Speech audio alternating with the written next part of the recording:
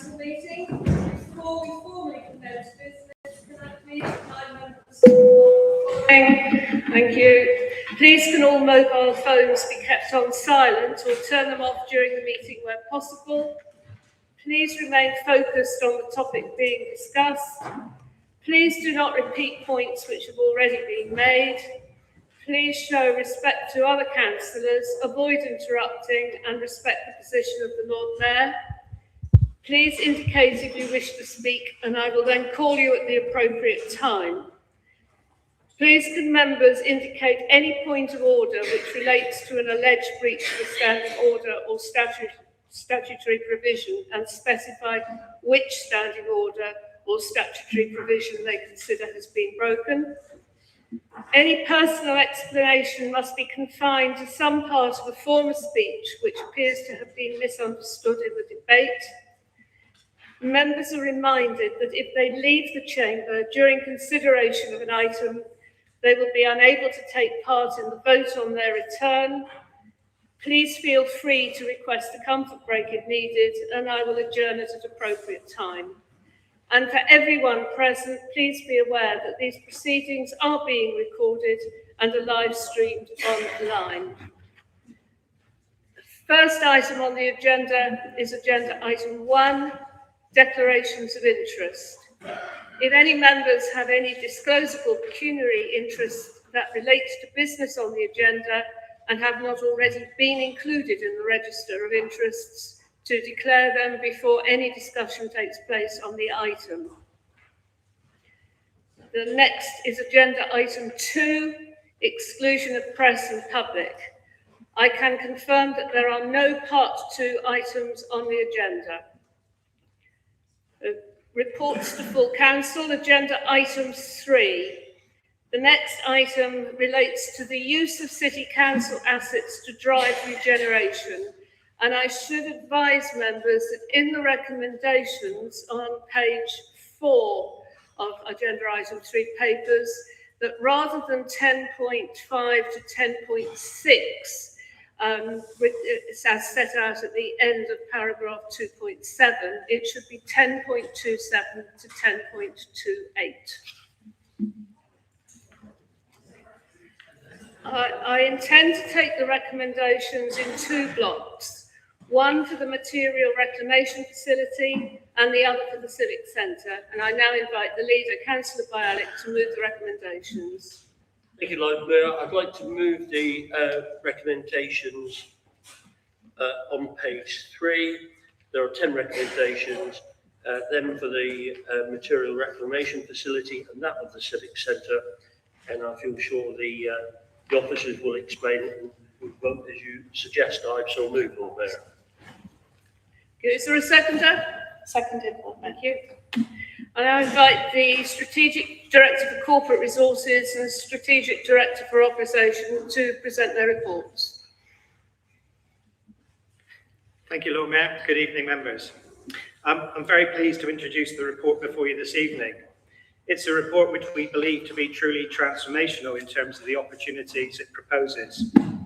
Indeed, the core function of the report relating to both Senate Courts and the Materials Reclamation Facility, or the MRF as we know it, has been on the future delivery of council services is what we focused on in writing the report. Lord Mayor, we've prepared a presentation for you all this evening. We've also got some handouts. Hopefully some of you have seen those slides, and we've got the details in the report.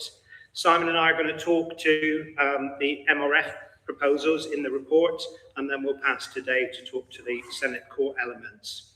We're going to talk to the key operational elements during our presentation, but at the outset, I wanted to note how the report supports the Council's corporate priorities, the strategic priorities of homes, in how the Civic Centre site can make a positive contribution to the Livable Exeter programme, the well-run Council strategic priority in terms of seeking to provide the most effective and efficient operational basis for council services, the local economy with a focus on local businesses and jobs as key outputs of the proposals, and sustainable environment, the alignment of the proposals with the council's sustainability agenda. So turning to the MRF element of the report, members may be aware that we've been working up a proposal to upgrade the current MRF for some time. And whilst, of course, we've considered the impact of local government reorganisation, this is something that needs to progress now, and we've hopefully set that out very clearly in the report.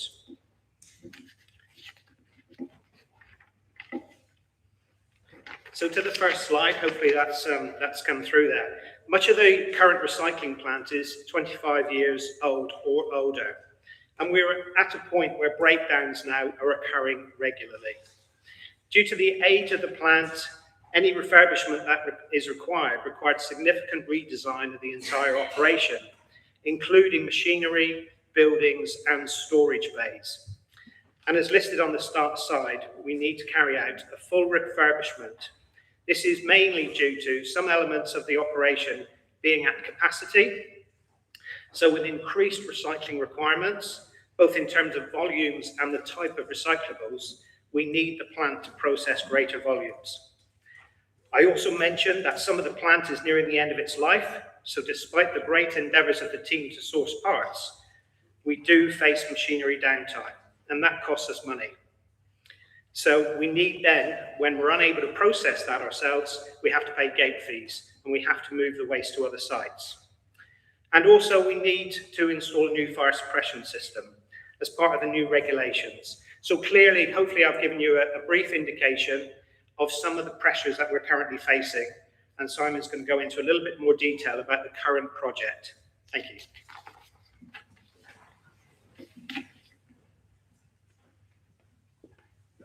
Okay, so this diagram shows what the initial project was trying to achieve.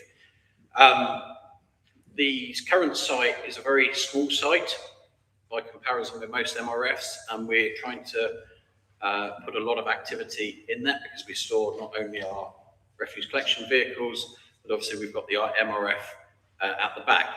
Now, the original plan was you've got the storage bays that run alongside the railway line. They were needed, and they needed to be covered to meet current regulatory requirements, but also to increase our capacity within the building to kit it out with the latest equipment. In addition, we need to install fire suppression. So there's a need to install two rather large fire suppression tanks, which are the round blobs to the far left of the diagram in blue. Now, when we were working to this design, there is a red dotted line that runs down between the blue storage bays and the current MRF building.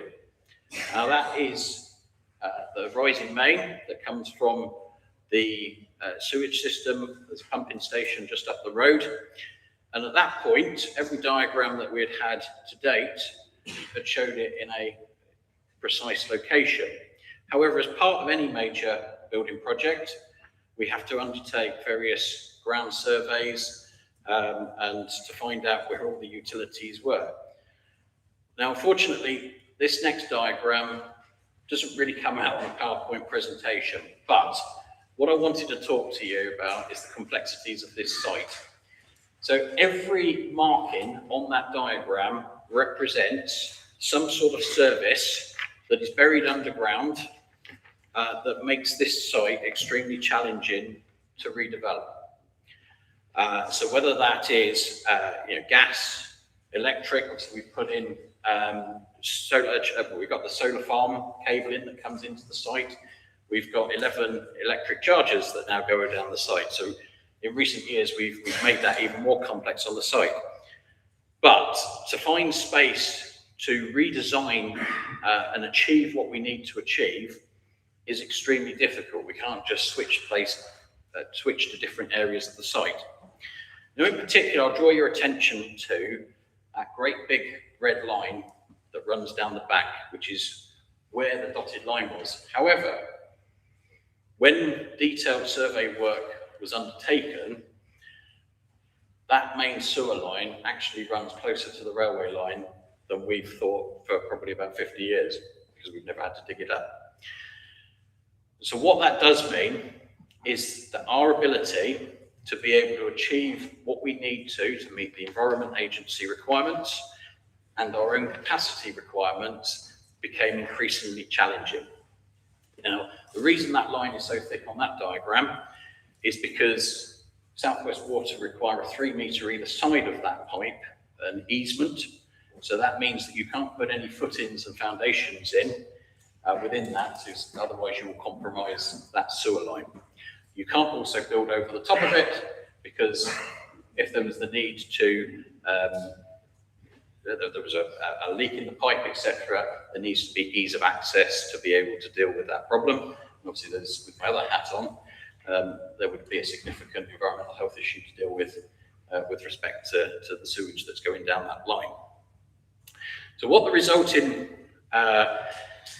option was with the current proposal is a setup which is very compromised and very challenging to actually meet the needs of what the MRF needs, both when it goes live as a refurbishment, but also for future planning as additional waste is added and going through and being processed through that. Unfortunately, that diagram doesn't achieve what we need to achieve. Storage facilities are too small in some of the material items, but that is working within that constraint of the easement that's required by South West Water. We can't encroach on the railway line, and we've got to meet the Environment Agency requirements.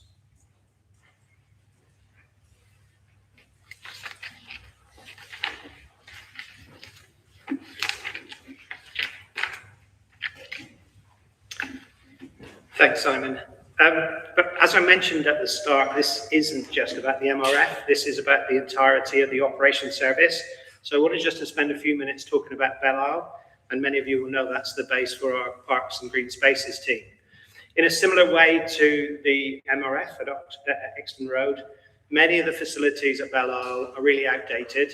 And we've got some pictures in a moment just to give members who haven't been there the opportunity just to see, and certainly looking into the pack that you've got before you today. We've got some temporary facilities there, that doesn't help. And we've also got some compliance issues in terms of vehicular access. It's quite a tight and restricted site. And with the increased amount of work that the Parks team are doing across the city, that poses some logistical problems that we need to be working with all the time. It also is an issue in terms of the electrification of our fleet. So clearly, it's something that we've moved forward for the waste team in terms of utilisation of the PV farm. Solar farm, we've been unable to do that with a location at Belle Isle as well. So all those things are really restricting factors of the Belle Isle site. And that, coupled with the fact that a lot of the operation of Belle Isle requires them to travel to Marsh Barton for things around taking waste and also for the wash facilities, mean that it's also a venue that we need to look at in terms of upgrades. And in your pack, and just a few slides here, members, are just some of the pictures. The first picture shows the welfare facilities for members of the team. So as you can see, that's a porta cabin. It works, but it's certainly not to the standard that we would wish to see. And clearly, the entirety of the proposal coming before you this evening looks to cater for the entirety of the team. In a similar way, the site office is a temporary building, and the facilities in there are really quite open plan. So they limit opportunities for one-to-one team meetings, training events. The team manage incredibly well, but the building is quite constricting in terms of what it offers up. And finally, we've got one covered area there. But again, that's quite limited in terms of what it offers up. So in terms of the protection of the machinery and the safety and security of that machinery, that then becomes an issue for us. So obviously it's something we'd be looking to do. So on to the potential solution. And this slide is a very key one, and hopefully you've had a chance to see it, because what it does is introduce the concept of the hub, the operational hub at Exeter Road. So if I can look at the diagram and introduce what you're seeing there, we have in the top right-hand corner the current MRF building. To the left of that, the black writing is the Oakwood House building. And then to the bottom of the building in blue is the Enviro Hub building. And that's the building in the proposal that we're seeking to acquire. But more importantly, I would draw members' attention, Lord Mayor, to the fact that in that entire site, just to the top left-hand corner, is Devon County Council's Household Recycling Centre. That's a council-owned site which is leased. So again, the council owns that land. Further along Exon Road is the Weybridge site, again, council-owned. And the little bit of green grass, which is just opposite Oakwood House, is the Ark building. And in that building, we store the artefacts from the RAM. So, as members will see, there is quite a strategical relevance to that area of Marshcourt and Industrial Estate. So with that in mind, commercially and effectively, we wanted to look at the opportunity of, rather than upgrading the MRF, as to actually bring the acquisition of this site to you as a proposal. What it seeks to do is what I've just mentioned, is that it brings the opportunity to consolidate all of our operational services. But whilst we'll still use some of the MRF for some storage, what it does is create, as you can see from some of the pictures, quite considerable additional space. What it also offers is HGV facilities, so it offers a weighbridge, it offers wash facilities that we don't really have at the moment, and it also gives us the opportunity in terms of upgrading and including the proposal we're making today for the recycling service to continue uninterrupted. So when I come on to the costs in a moment, we've had to factor in some downtime, and I'll speak to those in a moment. But with the acquisition of this site, what that would enable us to do is work up to the point of this side of the road being operational and then transfer across. So from an operational perspective, that offers great benefit, as you will recognise. So on to those costs, and clearly we are talking about a considerable amount of money. We already had a programme of works which we have council approval for, to the value of £7.7 million. But what we have before us now are two work-through proposals. The reassessment of the existing proposal that Simon talked to is currently been reassessed at £13.586 million. And that breakdown is in construction and machinery cost of 12.67 million, and then shutdown costs at 916,000. So those were those costs that we've estimated to be an approximation of 25 weeks of close down. So we would have to be shipping some of the waste and recyclables to other sites, paying gate fees, and clearly we wouldn't be earning money against the recyclables that would be normally generating income from. The alternative proposal comes in at 12.871 million, and the breakdown of that is a little bit more complicated because even though it's a brand new building, there is still quite a bit of work to do to it to make it what we need it to be.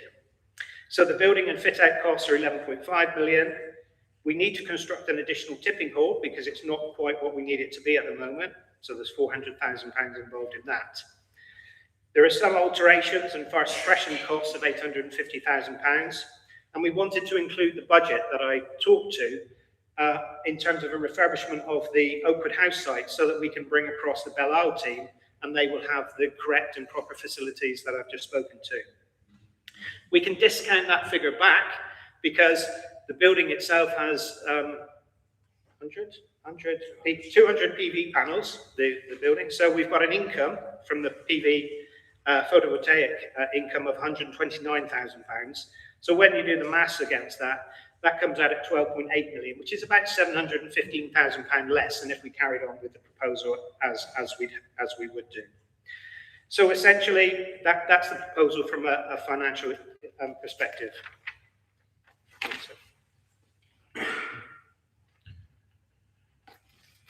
So then we move on to the environmental case. The new building that we're proposing to purchase is rated at a B. The current Exeter Road building is at a C. As Adrian's already stolen my thunder, there's 200 solar panels on that roof. And as that picture depicts, there could be potential for more, subject to structural survey. It has a fantastic rainwater harvesting, which can be used in particular for the vehicle wash. It's got a purpose built-in vehicle wash, which is something that neither the waste team or the Parks and Green Spaces team have got at the moment. They've got very rudimentary facilities with a hose pipe. There is increased processing capacity in the MRF, and more importantly, in terms of that transition, it comes with an environmental permit, which is absolutely crucial to process the waste already in place, and that can easily be transferred as part of the sale of the building. Then there's the opportunity inside the building with respect to office space. And obviously this will allow us to co-locate in the MRF hub both aspects of the service that I've currently the head of, and will give us a good operational base in which to operate over 2 floors, so we can accommodate 50 staff. The current Oakwood House building will be able to be renovated and made purposeful for the Public and Green Spaces team. But in addition, we'll be able to create a joint mess room in the current MRF building to accommodate both operational frontline teams, which at the moment they don't have a space of their own, especially the waste crews. In addition to that, we will be able to create a drying room, and we will be able to create a dedicated training facility within the current MRF building that helps bring frontline crews forward with the AV equipment, etc., is already installed in there. In addition, in the current MRF building, we will be able to improve the toilet and shower facilities, which certainly with some of the activities that our frontline staff are now undertaking, and unfortunately, I saw a crew member who had an accident with a food waste bin the other day.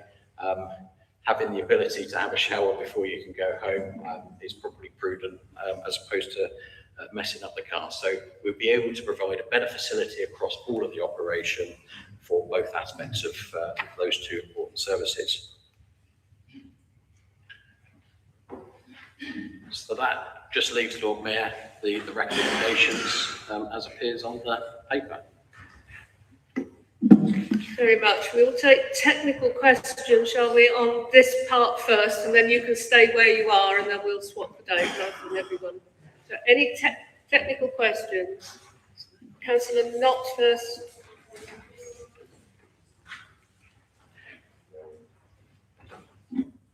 I'll take them in threes again. So Councillor Knott, Councillor Bizzard, Councillor Moore.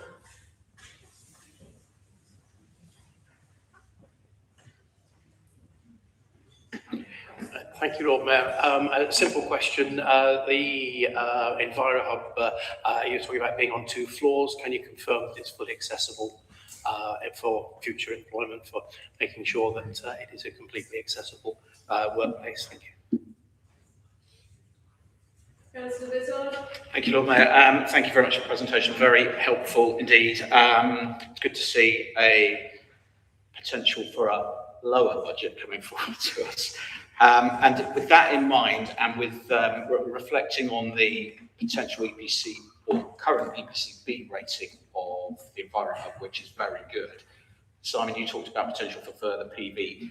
Is it worth, if we're not, scoping out even better modifications to, and if we could do that within budget or with an adjusted budget, rather doing it now rather than in the future, could the potential rating be even higher, even better? Thank you. Councillor Moore. Thank you. Thank you for your presentation. So I'm talking to my back view. So I've got a couple of questions. First is in relation to Bell Isle. The Brownfield Release Fund feasibility study found that it wasn't suitable for housing because of the site risk of flooding. Is there a further feasibility that's being undertaken with a view to that being sold for property development? And the second question is, well, the latest data that I found for the recycling rate for the city was the end of 2024, which was 29%. So with the new facility, how quickly do you think we can significantly increase our recycling rate, and what rate do you expect to achieve? Because this has got quite a considerable increased capacity compared to what we have now. Thank you.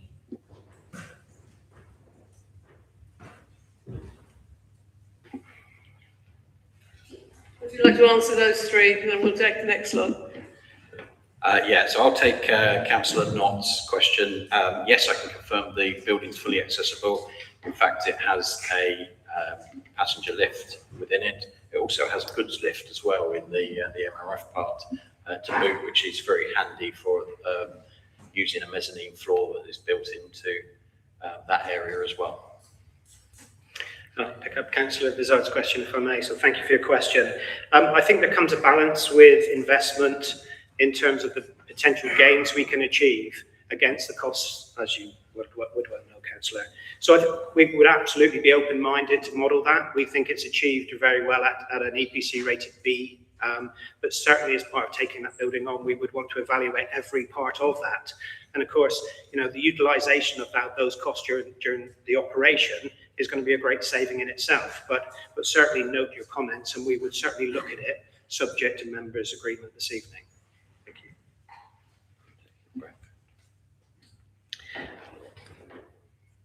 Oh, in terms of the third question, yes, certainly, Councillor Moore. In terms of the brownfield, we certainly have noted the feedback from the Environment Agency.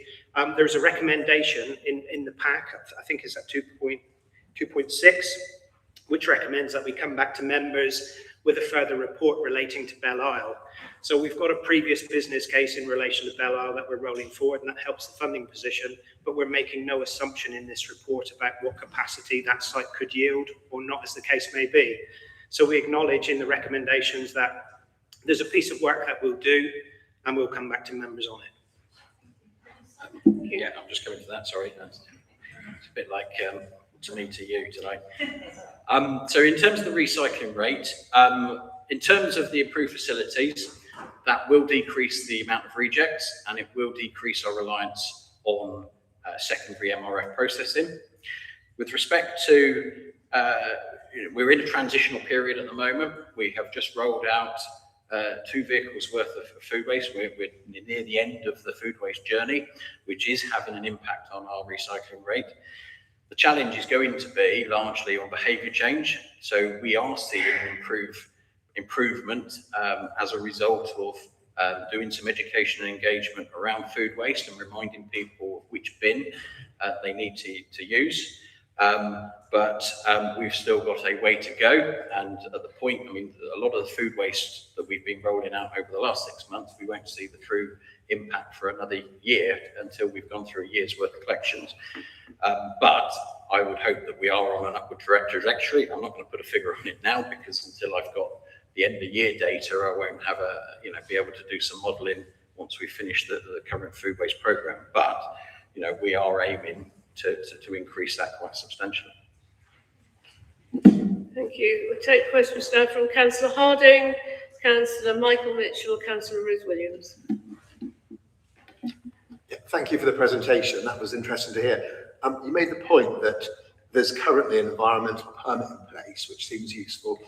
Can that be straight transferred to the new operation, bearing in mind it's likely to be, the use will be slightly different to what was being used for before? So, or does that have to have some other application? Thank you. Councillor Michael Mitchell. Thank you, Lord Mayor. You did mention in your opening phrase the word we're all talking about local government reorganisation. And I noticed there is one sentence about local organisation on page 8 of the report, which is just a statement of fact. I'm interested to know what assessment you made of the different UAs that might be formed in the bids at the moment and the impact upon this project and our compatibility of delivering this in relation to what others are doing in other sectors, and whether in effect that in the report there should have been a risk factor included to incorporate the potential of what we know what might happen in 17 weeks. We'll get a decision. That's the earliest date on that one. On the one quick second question on the budget proposals, I noticed you talk about the capital costs have been assessed. In the environmental hub building with the figures there. How firm are you on those figures? Because so often we come back again and have increases, etc. And I'm particularly interested in the purchase price and the fitting out of the plant. Are they identical, same sums of money? So could you just confirm that's not a typing error, and that is correct, that somehow magically the purchase costs and the fitting out are identical? Thank you. Councillor Williams. Thank you, Lord Mayor. With the two options, the existing one, the current Exeter Road development project at 13.586 million, that doesn't include resolving what I might call the Belle Isle problem, but the second one does. So to me, it suggests that the second proposal does have some clear additional benefits.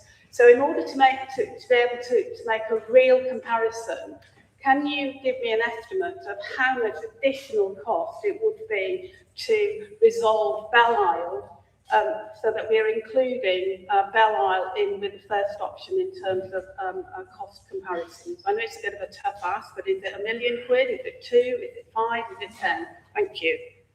Would you like to answer those three? So with respect to the environmental permit, the actual permit that is in place for the building that we're proposing to buy is actually a lot larger than we need. So in terms of tonnage, it's significantly larger. They've got a permit for 75,000 tonnes a year, and in effect can only not process on Christmas Day and Boxing Day, I think New Year's Day. We won't be at those levels. Our current plant is 7.5 tonnes. Also, the plant across the road has a permit for mixed waste, so combined with food and everything else, highly contaminated waste, which is not what we will be processing because we are curbside, commingled sort. So, we will be well within, and yes, it is a process of just transferring the permit from one person's name into another.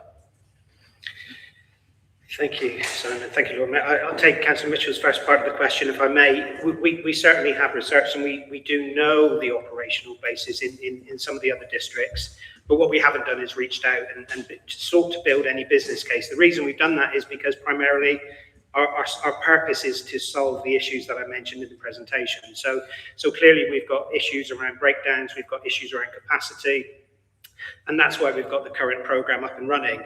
What we do know is in some of those other areas, we've got some organisations that have internalised and they're delivering their own in-house service. Some of them have externalised to contracts. And I think those positions will continue well beyond vesting day. So what we've sought to do, as Simon's just mentioned, is make sure we have capacity in that plant to deliver at a much greater scale as we move forward, to enable us to have those conversations. But at this stage, no, we've been very focused on the delivery for Exeter. Are you going to pick the equipment? Yeah, just one extra part on that first part, if I may. What we will be able to do is do 2 different collection methodologies if we need to for a period of time, because we're retaining the current MRF building, and that will in effect become the storage facility for all our sorted materials, which gets away from the covered requirements of the Environment Agency. We will be, because curbside sort will be coming in, we will have a baler in that facility, and we will be able to store and bale that material within that plant, because obviously it won't be able to go through the sorting process. So we are quite confident that we could manage 2 different collection regimes from the same operation past vesting date if need be. Okay. The equipment. The equipment. Yeah, absolutely. Sorry. Yeah. So then just on the equipment, yes, we are expecting it to be the same. The difference is the shapes of the buildings and the conveyor belts and things like that configuration that needs to be specially designed. But in terms of the key plant that we need, that is going to be exactly the same. It's just how you run it. So the current MRF is slightly wider horizontally, whereas we've got more of a vertical capability in the building that we are proposing to buy.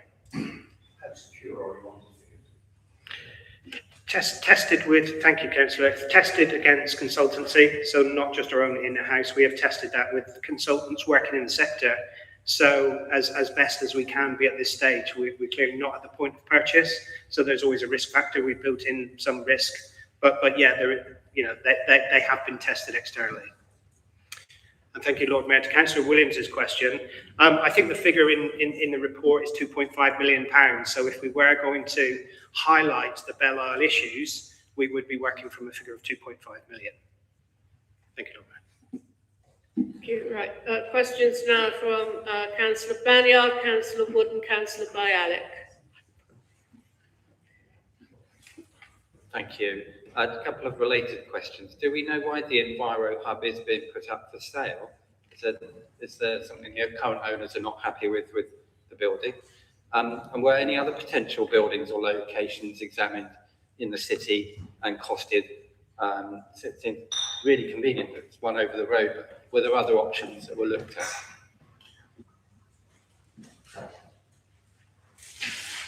Councillor Wood. Thank you, Lord Mayor.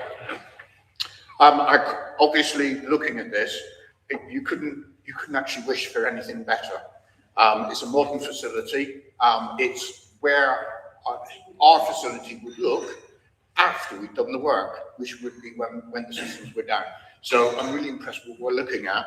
But looking at the old site, that's where the private power line from our own solar farm works its way down and actually arrives on that site.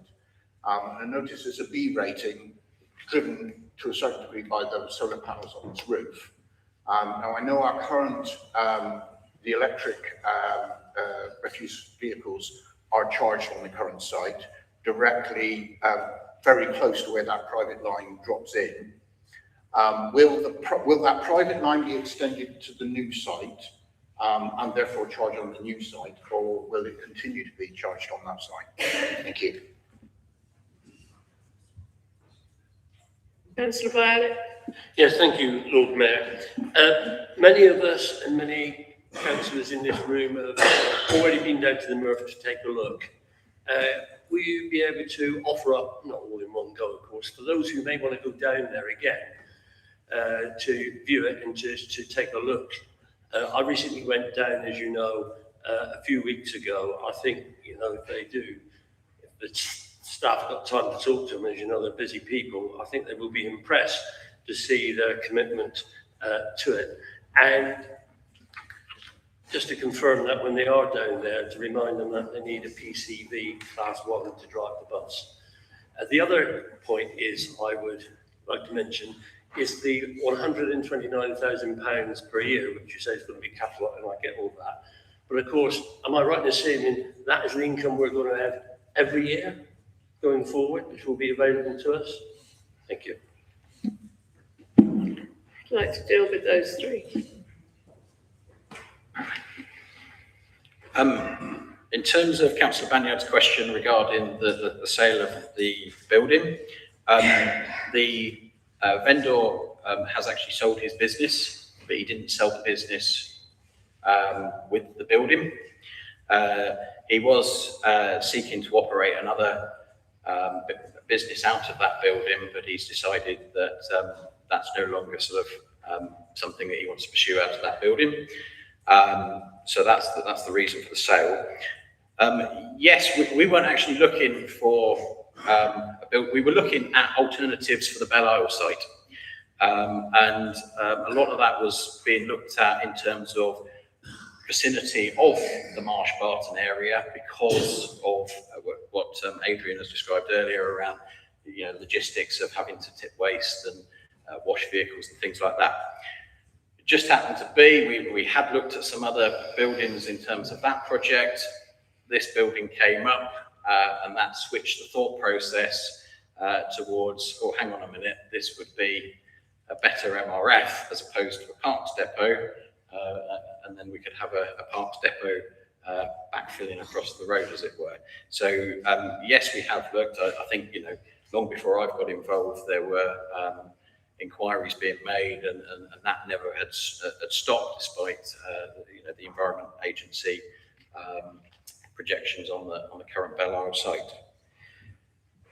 In terms of Councillor Wood's question on the solar farm and the private line, I'm straying a bit. Obviously, there is capacity. We're not using the full capacity at the moment because the 11 chargers that we've got for the refuse collection vehicles are not fully being utilised. Actually, technology is moving on as well. So whilst the initial 3 vehicles that we've got for refuse collection, you're pushing it for 2 days collection. Vehicles that are beginning to come on the market, you can possibly get 2.5 days. So therefore, the need for a charger for every vehicle is not necessarily there. So but there can be built in an alternating charging sort of rotor. I think there was capacity built in for it to go across the road because they were originally looking at the arc. I think that is a limited capacity from memory. More one for the net zero team who live and breathe this. So I don't think it will necessarily power everything we need to do across the road. But I think there is a small capacity to be able to expand that network should it be needed, but it can't go too far from memory because the further the line goes, the less powerful it is because it loses current. In terms of the leader, I was actually going to offer, because I'm appearing before scrutiny, I believe, in March. So that was going to be an offer because we were hoping the weather was going to get a bit better because the day you came down, leader, wasn't the best. And it doesn't seem to have improved ever since. But yeah, we certainly would be looking to make an offer sort of in March once the half-term holiday is out of the way. And we would invite members to come down and we will dust off high-vis jackets accordingly to make sure that you're wearing the correct PPE. And we would seek to secure the feed-in tariff in terms of that PV income generation. So part of the transition, once we instruct Dave's team, commercial access, Ben's here, will be part to secure that and secure that income on an annual basis. Thank you. So Councillor Darling, Councillor Fulham and Councillor Ketchin. Thank you, Lord Mayor. Thank you for your presentation. I saw that you had areas already pinpointed on the site for recycling of different types of material. And I know that the recycling team are very ambitious about extending their recycling programme. So it's a question about capacity really. Is there capacity on the site for innovations in recycling? So I'm thinking more about, for example, fabrics and clothing that's come to the end of its life that currently is dumped in other countries. I think it would be wonderful if we were able to recycle that in our own city, and I don't know whether that site would make that possible, if there's any capacity for that at all. Thank you. Councillor Fulham. Thank you, Lord Mayor. Looking at the recommendations, 2.4 is recommending transfer the budget for the Belle Isle, 2.5, I think that's a sensible move, bearing in mind that issue is going to be resolved. But 2.5 refers to an additional 2.6 million to complete the purchase of the MRF facility. And from what I can see, correct me if I'm wrong, the new proposal is proposing a lower cost than the existing proposal. So I'm just wondering what the additional 2.6 million is needed for in that context. I think we have some money back. The further question is, in terms of the existing site, clearly there's a lot of refurbishment work going to be done. Are there going to be any sort of additional capital costs with managing the buildings on that site? Are there any sort of plant removals, demolitions, or other upgrade maintenance that's going to be required in the retention of the existing Exeter Road site? Thank you. Councillor Ketchin. You mentioned earlier that there's an opportunity to reduce costs here, which is all welcome, but I look at the figures and remember being here some months ago when we agreed a figure of 8.2 million over pounds for the scheme. So am I still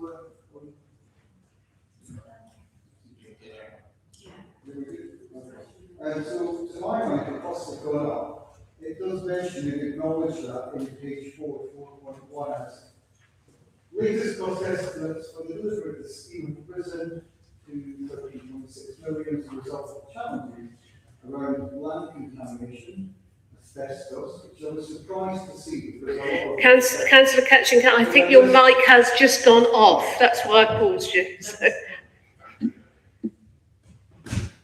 sorry, eventually. Yeah, okay. So the costs have gone, I'll just try and pull that together. The costs have gone up. It's acknowledged that the latest cost estimates for delivery of the scheme have risen to 13.6 million, and I do feel that needs just a little bit of attention to address. The challenges were land contamination, asbestos. We know that the whole area suffered some contamination from the work on Water Lane, so I was curious to see that as an unknown. Proximity to the rail line, I mean, that is not a surprise. That's not something new and has always been known. So that, I was curious to see that as a reason for costs going up. And then the capacity for the storage tanks for the suppression system, which I thought wasn't a new requirement, but if it is, I can understand that being a cost. So that's my first question is, why were those costs not identified earlier on? And we're now looking at a 65% increase in cost before build has started. That was the first question. On a much happier note, I'm very pleased to see that the new site could deliver, as stated, 30% extra capacity, which is fantastic. We know that local government reorganisation is going ahead, and that as a minimum, if we end up with Greater Exeter, that will be a doubling in the sort of catchment population size. My question is, if it's 30%, if it's double, is there a capacity to, you've already answered the question partially enough, existing contracts will go on, but is there a potential to rejig the site at a later date as a future-proofing exercise to get the capacity you anticipate for, say, a Greater Exeter, or at that point, are we going to be looking to maybe have to move parks out and rejig the whole site again? So that's my second question. Just finally, hopefully a very easy question, can you acknowledge that doorstep glass recycling is now going ahead? It will be mandatory as per government legislation, and that these two sites will be able to handle the collection and sorting of that. Thank you. Would you like to answer those three? So I'll take the question about textiles. So, I mean, at the moment, the County Council have got a textile collection service at Springbank sites. The issue with textiles is the processing of them. So it's not something that we will have the capability in this MRF because you need to have an outlet. Obviously, at the moment, that is not a responsibility of us as a district council, but it would be in a unitary setup that we would have to consider. However, that market is changing quite a bit at the moment. So, you know, I'm not going to stand here and give any guarantees on that at the moment because it is very challenging, and certainly in terms of the hierarchy of reuse, it is becoming a lot more challenging for the charity sector at the moment because a lot of the recyclable or reusable textiles are actually sold on social media sites, etc., and are not necessarily being donated to charity at the moment. But it's certainly something that is something I'm keeping a live watch on at the moment because I know that the Salvation Army, who have got the collection contract in Devon at the moment, are in a challenging market. Councillor Fulham, thank you.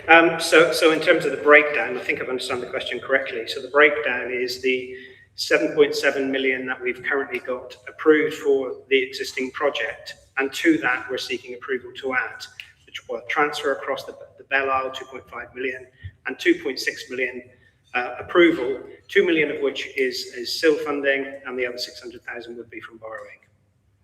So that's that one. And in terms of Councillor Kitchen, there are lots of costs. There have been lots of costs. The market pressures, contamination was far greater than we anticipated. We've highlighted the issue in relation to the track because not so much it was an unknown, of course it was known, but purely in relation to we're constricted on that site. So immediately, as Simon mentioned, the impact of the water main became known. And the exclusion area, it gave us nowhere to go. So that in itself drove costs up because we were limited in the options that we had to provide the storage bays, etc. Hopefully that sort of covered off that part of it. The capacity element, yeah, absolutely. We want to see us working at capacity. In terms of future-proofing, what I would say to that is technology is changing all the time. So it's very difficult to predict this market because technology could be producing and saving us capacity. It could be working at a different speed. So it's not necessarily all about extending or changing the provision we've got. It is at the moment, because the machinery that we have is 25 plus years old. Modern machinery working off all sorts of different data, etc., produces different outputs. And I think as we move forward in this sector, and I certainly don't propose to be an expert in that, but as we move forward in this sector, I think technology will save an awful lot of activity that currently we're buying significantly bigger machinery to deal with. That said, there is capacity on the new site. So as I pointed out, in terms of the logistics of Exeter Road and the capacity we have for land, strategically, in terms of asset management, this gives us quite good capacity, not only for new plants, but also storage of any materials. And back to your point, grass cutting would be one of those things that we want to cater for. Clearly we need to. And that will be part and parcel of bringing the operational teams together and letting them have the base to do that from. Thank you. Thank you. Councillor Reid, Councillor Wetenhall and Councillor Kevin Mitchell. Those are the last three speakers, unless anyone else shows. You didn't want to, all right? So there's two. Councillor Reid and Councillor Kevin Mitchell.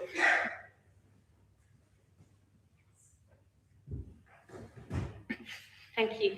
Thank you so much for the presentation. And obviously, it's apparent to everybody that it could be great to have synergies and having everything on one site. I've just got a couple of questions.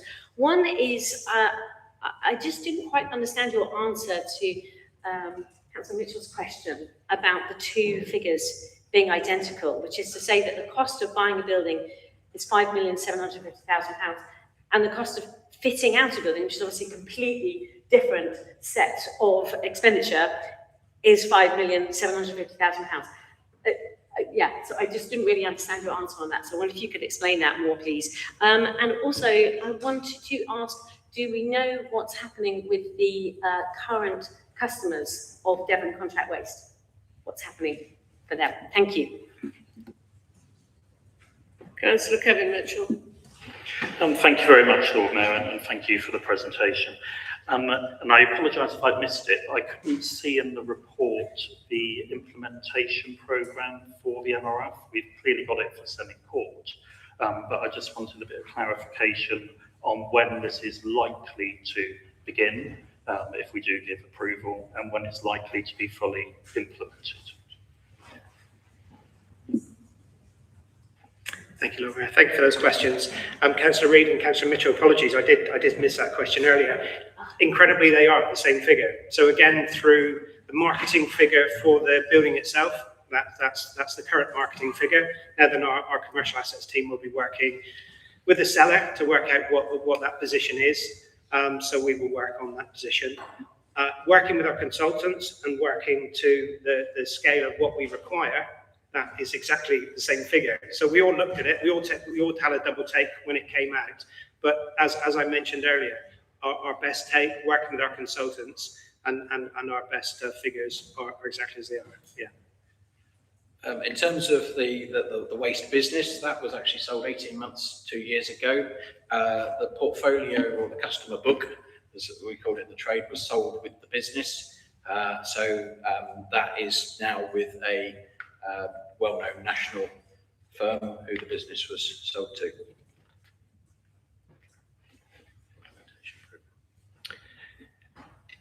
And Councillor Mitchell's question about the implementation programme. So we have an estimate of that, but of course we were pending our conversation this evening. We believe that's a 9 to 12 month programme. We will put together a very detailed implementation plan subject to the conversation and the outcome of this evening's meeting, and quite rightly, that's one of the first things we will take forward. The benefit we have is that because we have a current programme, we have engaged consultants working with us. So an awful lot of that commencement and mobilisation of the project can happen at pace. So I'm loath to give an exact date here, but we would certainly be looking to work at pace because we've got building works. That's the reason I hesitate partially. But as quickly as we can get the building, subject to members' decision, to a position that it offers us everything we need, we would look to transfer the services and then be working on Exton Road for the Belle Isle team. Thank you, Lord Mayor. Thank you. If I can now move on to the presentation on the Civic Centre. I'll swap to Strategic Director Dave Hodson.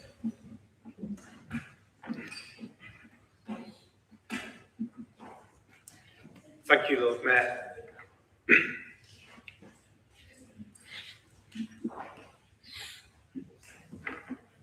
So, members, we were here in September where we had a long discussion and a large presentation on Senate Court, so I don't intend to go back through that in any great detail.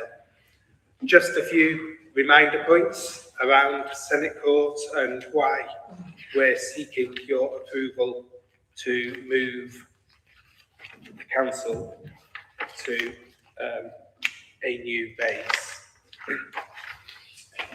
So as members are aware, the Civic Centre is old, and as it grows older, more pieces need replacing, and we now have quite a significant backlog of capital investment that's required to bring the Civic Centre back up to standard to the tune of around £5 million over several years, but £5 million investment, which obviously would fall on the general fund.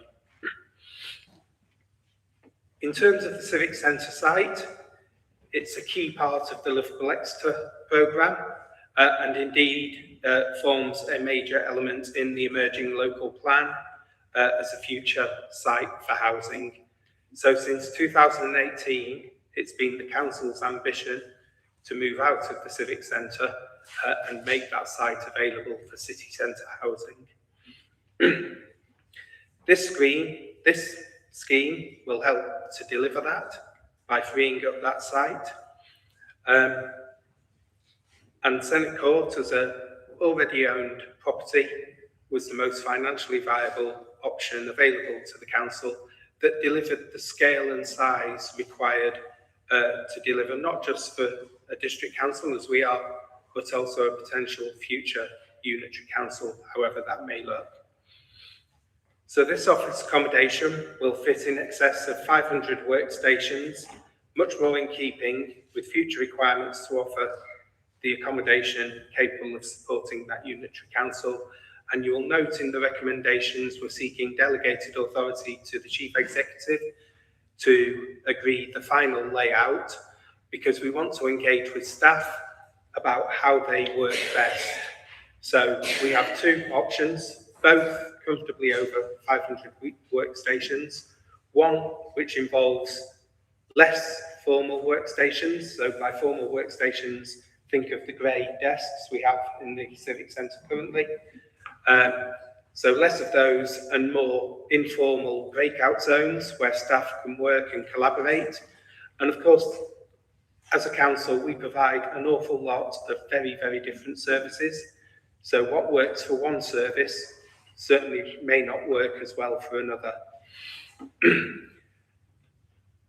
So the other option is then to have far more formal desks and then a reduced breakout area for staff. We want to engage with staff on what works best for them. We also want to engage with staff to make sure we don't miss any of the little oddities that we will require in the new building to meet the specialist needs of certain services that we have.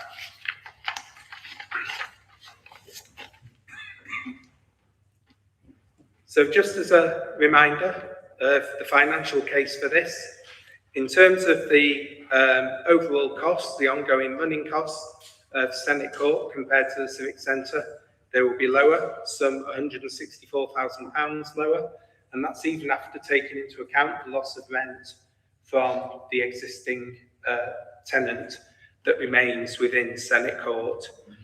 So even with the compensation that we've paid, There will be short-term costs to holding the Civic Centre empty, but equally we can offset part of that by maintaining the current tenants in there. There's no particular rush for them to go. This is not a sale of that site that will be undertaken by this council, it will be undertaken by the successor council. There's still a benefit over 10 years of around £868,000 to the council, and that benefit will be to the general fund when the capital investment that we're seeking comes from the ring-fenced Guildhall shopping centre account.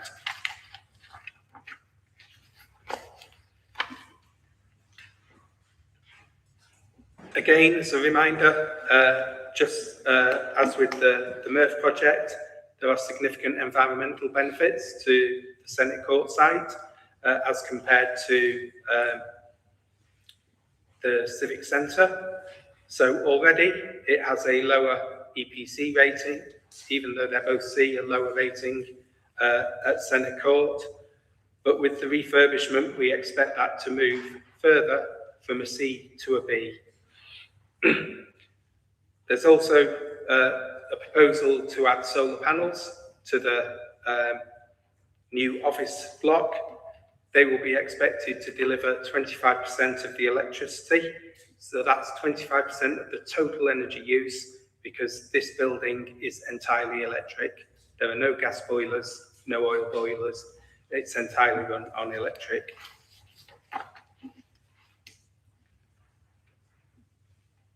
And then just finally, accessibility. So just as a reminder, and I think everybody who's used the Civic Centre knows, accessibility is not great. It's very limited access to disabled toilets. So we have disabled toilets in each phase on the ground floor only. There's a single lift in each building. And for those of us who use the lift, it doesn't always work. And the only flat access we have is via the customer service centre, which, as you know, closes at 2 p.m. So that does make life difficult. Senate Court has flat access to the front of the building, 2 lifts, and disabled toilets on each floor. I thought it might be helpful just to give you some visual impacts of the proposal and what it will look like. So in terms of the layout, the front of the building is at the bottom of each of the slides. So you enter by the bottom of the slide, and this is a proposal for the ground floor. And actually, with most options, other than for some tweaking, this is pretty much as we envisage.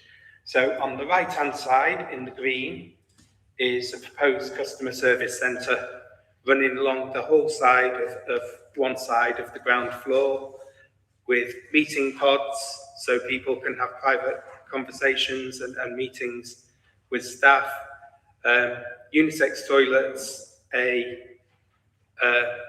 changing facility for the public. Towards the back in the pink, we're looking at a potential area for staff to break out, to have a breakout zone similar to the Escape facility that we have within the Civic Centre on the 2nd floor. And we'll be talking to staff about how they would want that to operate, how it would potentially look. The left-hand side, very important to you, in blue, will be the new committee rooms. So this will be a flexible space, a bit similar to Bard Homburg and Men as it currently stands, that it can be split into more than one committee room or opened out into an area that will be able to accommodate up to 70 members of the public, so significantly bigger offer than we can currently provide in the Civic Centre as it stands. And a much larger committee table as well, so hopefully future-proofing for a unitary council again. And then at the front there'll be some office accommodation space. Equally, looking for staff. There'll be storage lockers, shower facilities, toilets, and areas for people who cycle into work to get changed and be able to continue to do that. I should say there isn't a picture of it, but there's also a basement area and some line car parking, and it's proposed to build a secure cycle section within that. So the next two, and these, what I would say, these layouts are showing the larger informal breakout zones with fewer formal workstations. But on each floor, on each of the first and the second floor, at the bottom, so at the front of the building, we're proposing focused work zones where people can sit quietly and get on with their work, who don't want to be disturbed by people on the phone, to clients, customers, etc. Throughout the centre and the central core, in the blue, we're looking at meeting rooms. So plenty of meeting rooms, opportunities for people to get together and engage, with a number of small pods at the top, just below the pink section, some pods for individuals, so you can have one-to-one meetings, all soundproofed, where people can go and have private conversations. And then more formal down the left and right-hand side, with the pink area at the back being the more informal areas for people to work. So, as I said, that's very similar on the first and the second floor, so they'll be pretty much the same. And then on the final floor, again similar, but with space for the chief executive, leader, and SMB and members.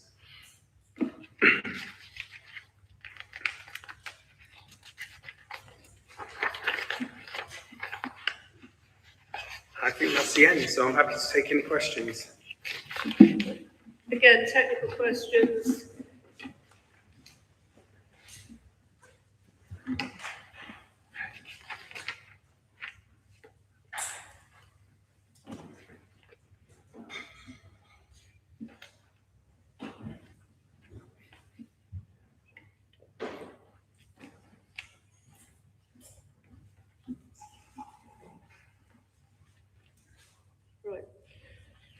Right, make a start and I'll make sure we've got them all down. Councillor Michael Mitchell, Councillor Vizard and Councillor Harding. Thank you, Lord Mayor. Dave, could I just take back the capacity issue in regard to this building, which you talk about it being potentially a UA headquarters for our own unitary authority in 17 weeks' time. Currently, we employ 800 staff. The County Council employ 10,600. Now, we all know that a few heads at the top might disappear, but the workforce are going to be there. In relation to Devon, 5,000 of corporate staff, 5,000 plus in schools. So considering our bid, I know it nibbles away at Plymouth, get a bit of Devon, and Torbay get a generous part of Devon, but essentially we've got 2 UAs. So that would mean a considerable number of new people are coming in, and I just wonder whether you have modelled the building size here on similar unitary authorities that are existing now, or are we going to be, if this comes about and this UA comes about, we're going to be overloaded from day one? Councillor Vizard. Thank you, Lord Mayor. Thank you, Dave, for the presentation. 9.2 of the report talks about EPC rating and the potential to go even further and achieve an A rating. Is that achievable within the proposed capital budget? And if not, what sort of additional work and cost might we be looking at? If I may, just a second question. Is there an opportunity to review and establish a new staff travel to work plan / green travel plan within this project work? Thank you. Councillor Harding. Thank you, Lord Mayor. Thank you for the presentation. I had a question, and I looked in the report and couldn't find it, about the cycle storage, but I think you probably just answered this now. but a bit of clarification, because I asked this before a while ago about if we're going to have cycle storage in the basement or something, whether it can be secure, because I think that makes a huge difference to people's willingness to cycle away, especially to leave their bikes there in the evening when there's evening meetings. So it'd be fantastic if that could be secure, something similar to what we have at the Civic Centre at the moment, and I wondered if this could be considered, please. Thank you. Would you like to deal with those three? Thank you, Lord Mayor. And I should introduce Ben Coleman, our head of commercial assets. So we're also going to do a bit of a double act on the questions.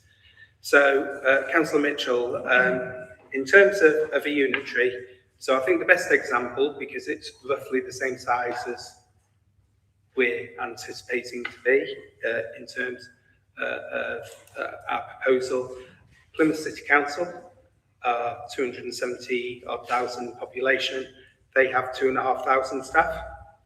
So I believe that this will be suitable. Obviously, not all of those 2,500 staff work out of Ballard House by any stretch of the imagination, but we've worked hard to make sure that we top out over the 500 to make sure we've got an appropriate facility here, which alongside, if you approve, the new MRF and the office accommodation there, and obviously we have staff at the van, etc. We believe with the way that we work that it will be sufficient. Councillor Fizzard, I'm going to pass you to Ben regarding the EPC A rating. Thank you. Thank you, Dave. Good evening, everyone. The cost plan assumes an upper level EPC B rating, and that's driven by the replacement of significant amounts of M&E within the building and also the solar array on the roof. The ambition in the future is to target an EPC A rating, but that would mean further updates to the building as repairs and further refurbishment works might take place into the future. But the cost spec at the moment is based on an upper level EPC B rating. And in terms of the green travel plan, not part of this project, but it's absolutely being reviewed as part of a wider HR project. And in terms of secure cycle space, that's what we're intending to provide at this facility. The feedback from staff has been clear about that. Thank you. Councillor Knott, then Councillor Banyard, then Councillor Reid. Councillor Knott. Thank you, Lord Mayor. So I note recommendation 2.9 that the final layout is going to be, or is being asked to be delegated to the Chief Executive. In your option C preferred, the drawings that effectively you showed there, the public space has got 2 unisex toilets in, but all 3 levels of staff spaces have got gender-specific toilets. In your own internal consultations, there was a request that there be unisex facilities, and also at this council I requested the same at the last time that we discussed Senate building.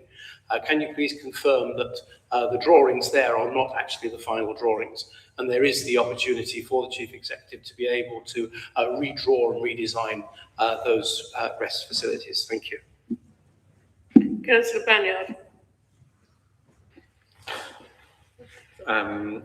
Thanks for the report. Can you outline for us what the risks would be to this project if we delayed this decision by 6 months so that we know the outcome of LGR and we've seen the report that's coming to the executive in March about future regeneration opportunities at the Civic Centre site? Tell us what's at stake if we delay this decision by a few months. Councillor Reid.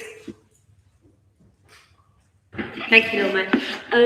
I think we can all agree that the Civic Centre as it currently is not something that's fit for purpose in the post-COVID era where there's so much working from home and this era where we require accessibility. And thank you, Councillor Knott, for raising that again. I really appreciate that, and I remember you raising it last time, and that's another important thing that we need to factor into our future plans. So I was really pleased to hear that there will be savings if we relocate to Senate Court. To be honest, I was surprised the savings weren't more, given that we know how empty this civic centre is at the moment. So I don't know if you can speak on that. So it's clearly important that we make the change at some point. And we heard from you, Dave, that this change has been planned since 2018, which is 8 years ago. So my question is, why are we making it now when we're 17 weeks away from knowing what we're actually going to need? Councillor Mitchell said it might be immediately too small. I think there's also the danger that it might be too big, depending what happens with local government reorganisation. And I don't think that we can know that we have the Goldilocks property here when we have no idea where Goldilocks, or indeed any of the three bears, are actually going to be living. Thank you. Thank you. You'd like to deal with this?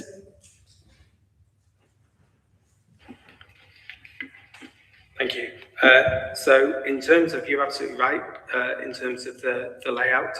So we've had a costing for unisex toilets on each of the floors. So absolutely took away what you said at council last time.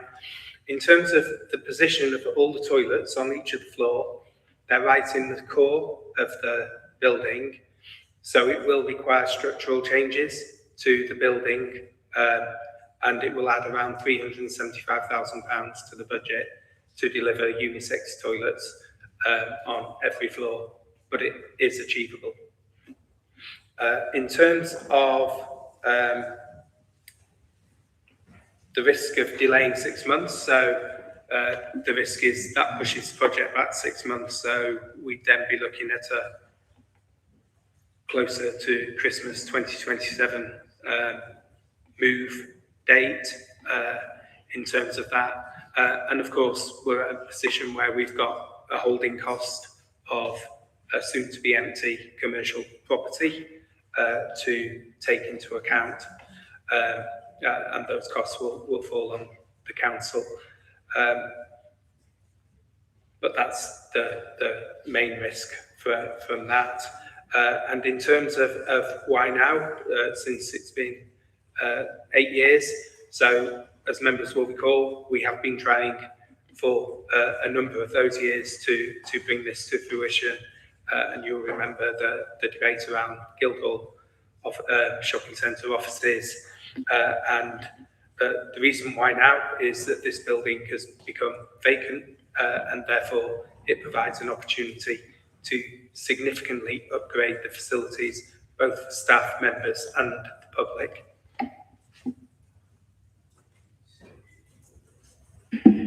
Councillor Wetenhall, then Councillor Barlett, then Councillor Wood. Councillor Wetenhall. I've got a clarification question for Dave.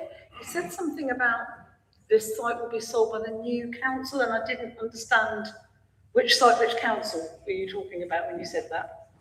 Can you just clarify that? Thank you. Councillor Barlett. Another question.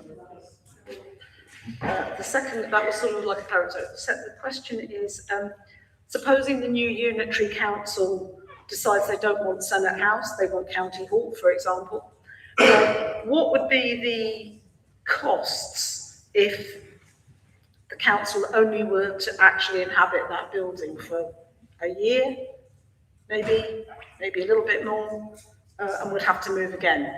Has that been considered, and could you give an idea of how the costs look if we're only there very, very short term? Thank you. Councillor Barlett. Thank you, Lord Mayor.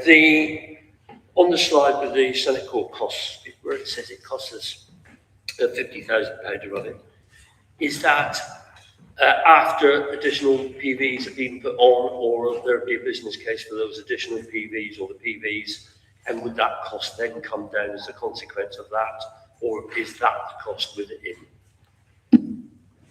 Councillor Wood. Thank you, Lord Mayor. Yeah, I think this is very much like the last one. If we'd seen a shooting star and made a wish, this would have been it. We need more up-to-date, more flexible, fit-for-purpose building. Oh, look, there's one and we own it. So I'm struggling as to see what the problem is to a certain degree. It's got the flexibility we need, and obviously after into the unitary council environment, it can go one of a number of different ways. But whatever happens, there will be undoubtedly some presence within the city.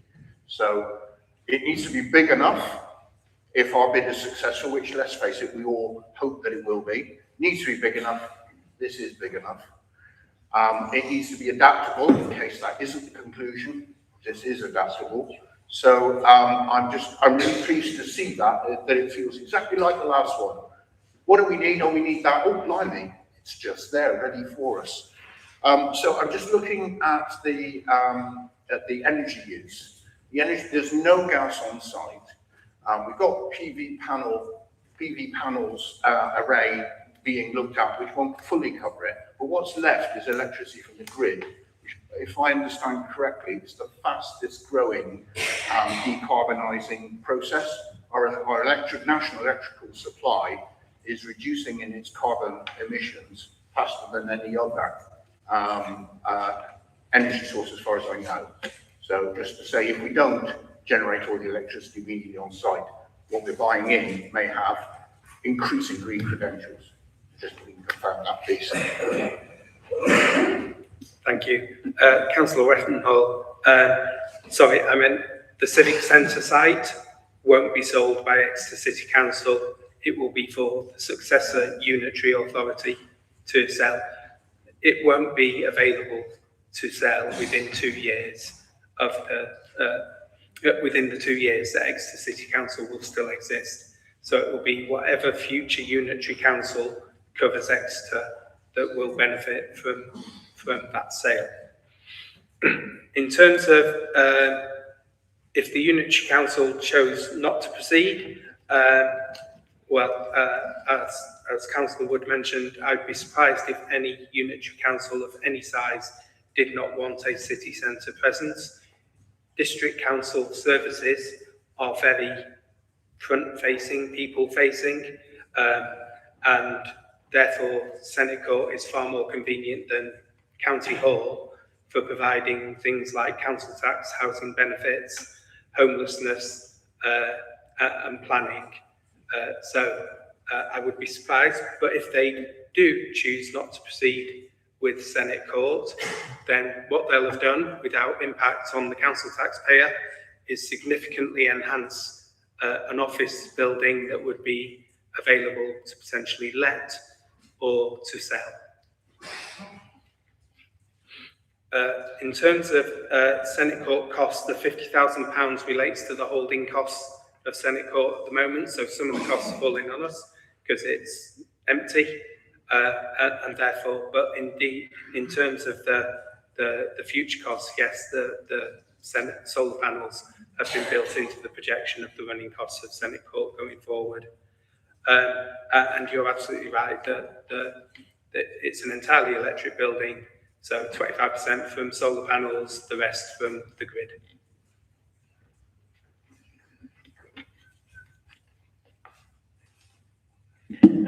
Last three hands I've seen: Councillor Fulham, Councillor Palmer and Councillor Moore. Is that Councillor Ketchum just put your hand up? Right. Well, we'll do... No, right, we'll have to do another lot of... Yep. Councillor Fulham. Thank you, Lord Mayor. Looking at 10.43, the implementation programme, it has a series of dates there, some in the past. And according to the schedule, in January 2026, we formulate the main tender, and the building was due to be completed by January 2027, which is 11 months away from now. Can you just confirm if we're in line with that timetable or whether it's moved? Because as I see it, we haven't quite signed off on the budget yet. Councillor Palmer. Thank you. Can I just confirm then? So, for the council taxpayers that will be funding this move, can you confirm to me categorically why County Hall, a building that is ready to move into, it has all of the facilities, it currently operates very well, as you know, in terms of its scale, its meeting rooms. It's already set up for this. Can you confirm why you feel that that is not a really cost-effective option for our council taxpayers? Councillor Moore. Thank you, Lord Mayor. Both of you. There's something that I want to ask a question about, something that's not in the report. Is there the assumption that the council will meet as we are for our full council meetings here in this chamber? Because if the meeting rooms have a public space of 70, and we, in our proposal, said we're looking to have 72 councillors, then do we have to take it in turns to sit outside on the naughty step?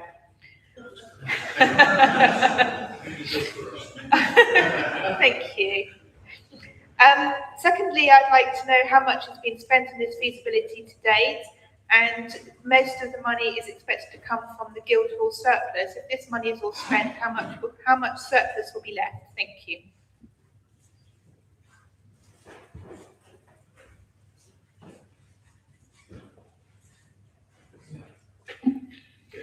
Thank you. Just on the timetable and the implementation programme, there has been a delay of a couple of months, and clearly we're facing a key decision this evening. So the implementation programme will need to be updated, and we're looking now at practical completion of the building, all being well, in March 27, not January. So, Councillor Palmer, in terms of County Hall, as I said, I would be very surprised if a unitary council, because remember, County Hall runs county council services, so I'd be very surprised if they didn't want a city centre presence. In terms of County Hall, obviously it's built for a county council, as Councillor Mitchell said, operating with 10,000 staff. It will be perfect, you're right, it's perfectly set up for a council, but a much, much bigger council than our proposal for a unitary would be. And in terms of the size of the committee room in the proposal for Senate Court, it's not envisaged that Senate Court will take on full council meetings. That's entirely to replicate executive scrutiny and all the committee meetings that would be required. And it was 70 members of the public. You wouldn't fit 70 councillors around the table in there in any case. And in terms of how much we spent, 30K. We've currently spent around 30,000 of the approved £100,000 budget. In terms of the Guildhall Shopping Centre budget, the £3 million is pretty much what we currently have available within that. But of course, members must remember that continues to generate every single year. And of course, this funding will come from the Guildhall Shopping Centre, which is ring-fenced and can't be used for services not from the general fund and council tax. Thank you. Councillor Ketchin and then Councillor Cookson. Yes, you'll be the only one here. Councillor Ketchin.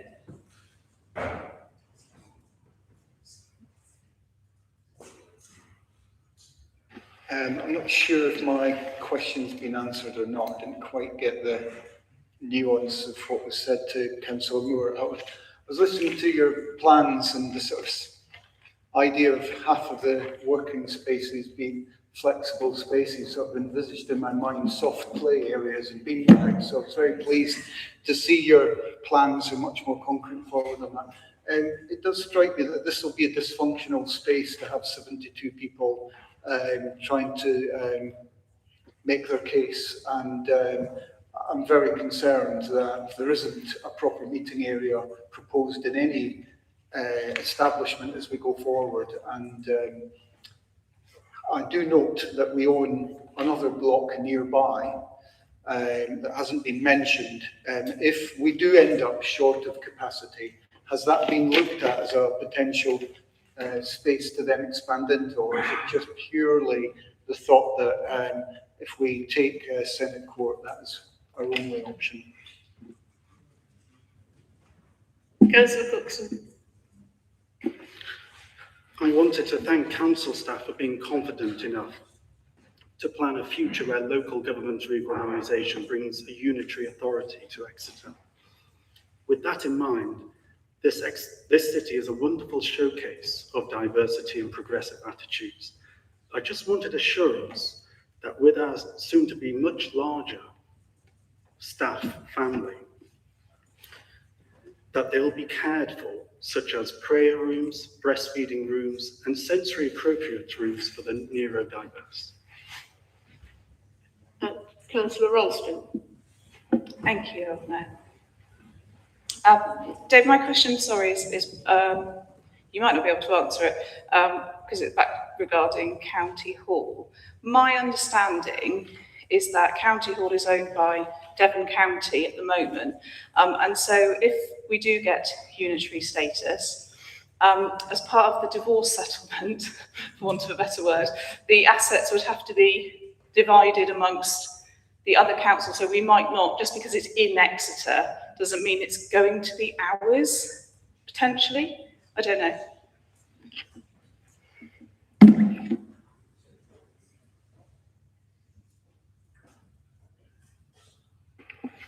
Okay, thank you. In terms of, you mentioned another block that we own close by. Could you clarify? Yeah, we don't own the Senate that's next door to Senate Court. But in terms of, yeah, to be absolutely clear, the full council meeting with potentially 72 members is not envisaged to take place at Senate Court. It will take place off-site, just as we do now with the Civic Centre and full council meetings here. In terms of appropriate rooms, Ben? Yeah, thank you. The welfare facilities you talk about, the contemplation room, prayer rooms and other facilities, that they have been considered and are reflected in the drawings that they've tabled and will be developed and confirmed in consultation with the staff survey and advice from HR, etc. And then in terms of County Hall, you're right, I'm not 100% certain of the answer. Clearly, where it's an operational facility, if it's in your patch, it goes to the relevant unitary council. I think we probably need to seek clarification, and I expect there'll be a lot of negotiation around County Hall. But, you know, the reality is it will be based in whichever unitary council is operating in Exeter and the surrounding areas. So.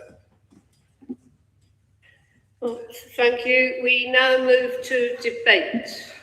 Lord Mayor, could I move that the other cover break for 5 minutes?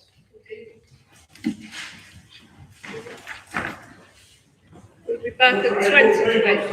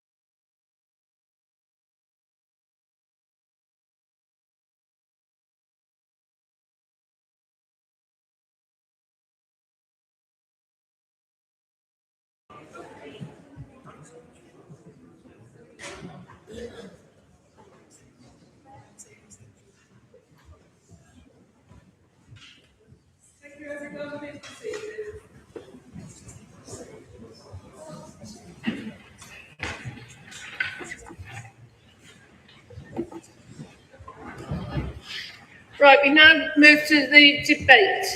So all those who wish to, are you going to open or close, Councillor? But just to say, I'm not going to make any opening remarks because the time is getting on. A lot of questions, good points have been raised. As long as you give me a little bit of latitude in my right to reply. Thank you. Right, who wishes? Councillor Knott. Thank you, Lord Mayor. I can start things off nice and simple. Recommendation number one about the MRF. It seems to me almost blatantly obvious that one of the biggest problems when trying to create a new space is the construction costs. The one thing that is so unpredictable in this current economic climate is construction costs. By buying a ready-made fixed price building, we are avoiding that huge financial risk where an £11 million project could suddenly become 13, 14, 15 or even 20. So to me, it is absolutely clear-cut that the obvious and most sensible option is to purchase and reorganise the Enviro Hub. In terms of the second debate with Senate Court, I still feel slightly dissatisfied with a quote of £350,000 to create the unisex facilities, and I would really seriously ask the Chief Executive, when this is delegated back to that office, to reconsider and look carefully at the ways in which that facility could be introduced. Thank you very much, Lord Mayor. Councillor Patrick. Thank you, Lord Mayor. Yes, on the note of sort of staff and, the dignity and respect that our staff need, I'm with the MRF. I was really pleased to see the emphasis, I guess, on the improved staff welfare facilities. Our hard-working staff do deserve sort of dignity and respect of decent hygiene facilities. And also that sort of additional space for sort of training and education and the modern working conditions will help us recruit and retain staff in this challenging sector. So I was really pleased to see all of those proposals. Thank you. Councillor Palmer, then Councillor Michael Mitchell. Thank you. So firstly, thank you for all the hard work and effort in the presentations. It's certainly incredibly thorough, so thank you. I know you're busy. But I am a bit confused as to what we're doing here this evening, having this discussion, and why we're talking about investing in future council services when actually none of us quite know what that future looks like. We are just a few months away from knowing Exeter's future, and I genuinely hope, that our proposal is accepted, and we get the authority, that we want and deserve. But actually, none of us actually know what that future looks like, and no doubt the needs that we'll have will look drastically different in 2 years' time. You wouldn't spend thousands of pounds on a new kitchen for a house that you've never seen, and you don't even know if you're buying. So I'm not quite sure why I'm being asked to support such a big investment when there's every chance that we're going to need a radically different solution in 2 years' time.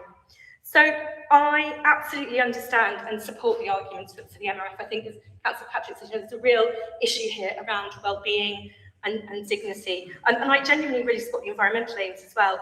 Actually, I've got a real concern that those environmental benefits could end up being a bit meaningless if we end up carrying out work. So there's going to be a huge environmental impact to doing this work, and then we discover that we actually need something significantly different going forward. So, the impact that we've made to the environment by building work and all of the things that we'll need to do, will outweigh actually any of the genuinely good aims that I think are there.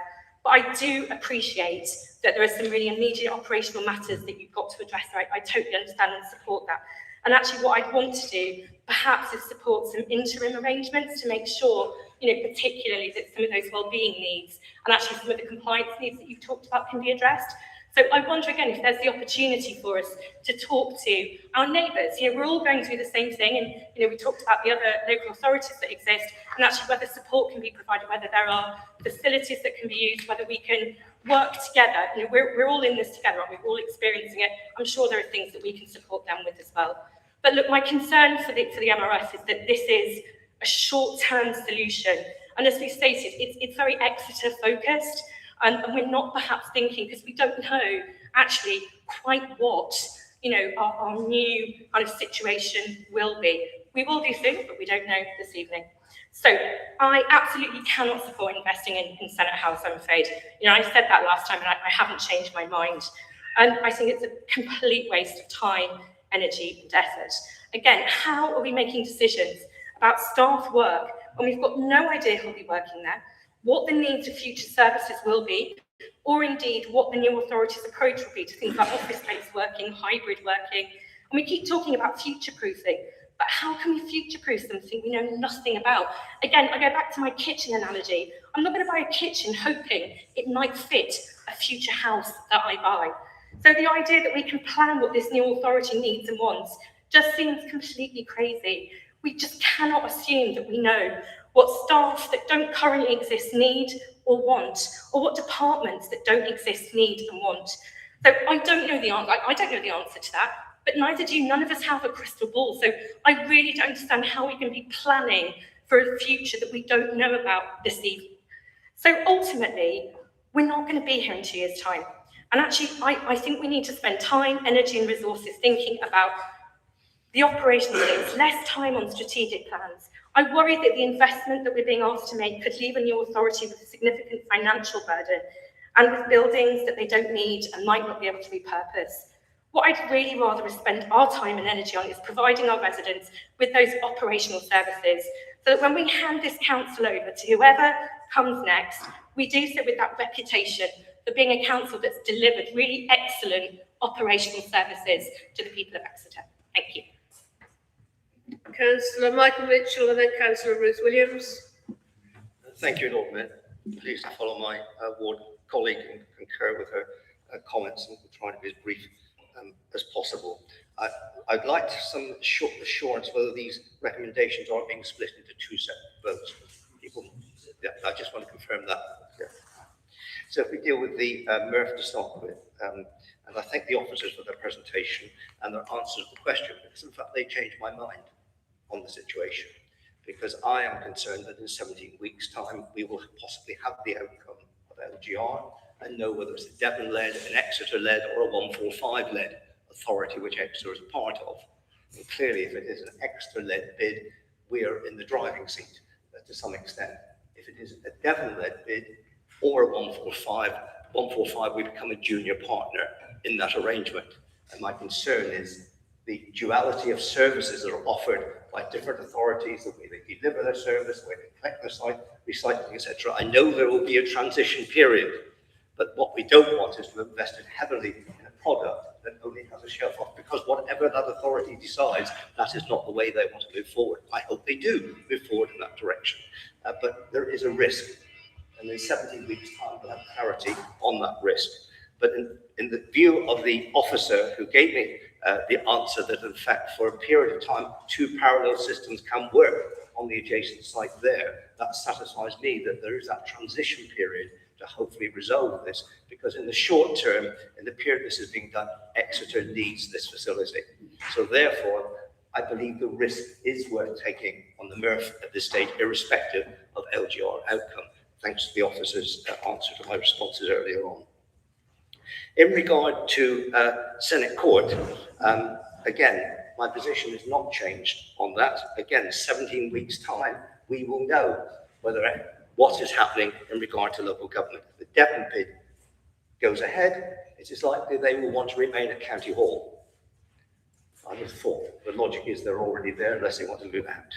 If it is 145, we might be moving to that wonderful industrial site at Heathfield, or where it is where East Devon Council are in their wonderful city centre shed that they've got out there. We simply don't know what the situation is. And I think there is so much risk with this change of the cost already incurred, the potential costs there. As we said, there isn't a room for 72. Are we all going to move to Wetherspoons and have our council meetings and have a pint afterwards? Is that what we're doing? Because we haven't got a building, a facility to hold 72 people. I do point out that County Hall was designed for 100. So you can have a new unitary authority meeting in County Hall if you wanted it. But I expect the rest of the building by that time will be handed over to McCarthy and Stones. We'd have to fit in around all the occupants, the bowling matches taking place. But as I say, the The core issue there is, yet again, 17 weeks. It's the first week in June when potentially we'll get a decision. It might go our way, it might go Devon way, it might go off, or else, as we know, the minister can sit down and draw their own map. So we don't know what that fourth option is. And it seems to me, particularly of the difficulty on this issue, that the Civic Centre is not going to sell. As we're told, it's going to be handed over as a lovely liability to the new UA to turn it into non-student accommodation, I assume. If there's no panic rush on that, I don't know what the rush is on Senate House. I understand the Murph issue because of the change in circumstances, but honestly, I cannot support at this time using public money to develop a town hall civic centre that might be too small for the wrong authority because we don't know what's happening. Thank you, Lord Mayor. Thank you, Councillor Ruth Williams, and then Councillor Kevin Mitchell. Thank you, Lord Mayor. I think it sounds very positive that the MRF, I think anybody that's been there will know what it's currently like. It has a very Dickensian feel with all the noise and the rattling and the old equipment. I mean, equipment that was second-hand when we bought it from a quarry, I think it's down in Cornwall, and that's how we do the separation, and the bits are falling off and all sorts of things breaking down. So it absolutely is essential, and I think that I want to thank officers for being fleet of foot in seizing the opportunity with the building across the road. It solves the problem of, I've always seen it as a problem of Belle Isle.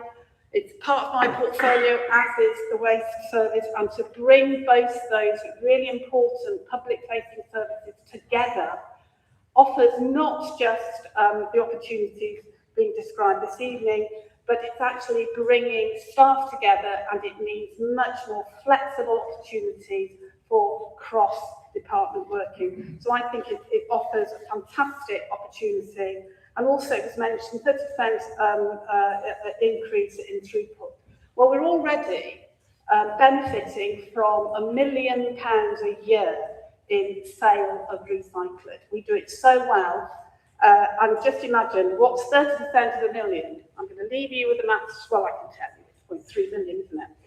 So I sort of don't want to exercise your brains this late at night. So I think it's just, you know, it is good news.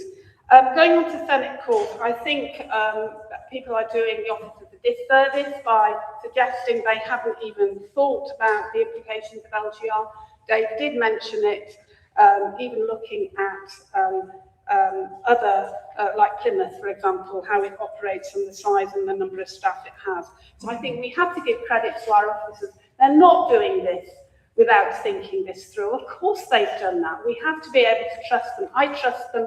They work really, really hard, and they're very, very diligent and very thorough. We've already sort of seen a different model put to us previously, which I thought sounded very, very bitty. We had the Guildhall offices, we had bits in Phoenix, and we've already seen what happens when you've got bits of our operations here, there, and everywhere. So I think that Senate Court provides us with a real serious opportunity. I mean, suggesting County Hall, I mean, that's absolutely bonkers. I mean, if you've ever been to County Hall and had meetings there, you'll know that it just isn't suitable. And I quite agree with, you know, let's put some council housing, social housing in County Hall. Fantastic. What a way forward. So I'm going to be supporting both parts of these proposals this evening. Thank you very much. Thank you, Councillor Kevin Mitchell and Councillor Lynn Wettenhall. Thank you very much, Lord Mayor. For me, we have two very separate issues tonight, and I'll be voting different ways on the two issues. So I'm grateful that we are having separate votes, because that would put me in an awkward position otherwise.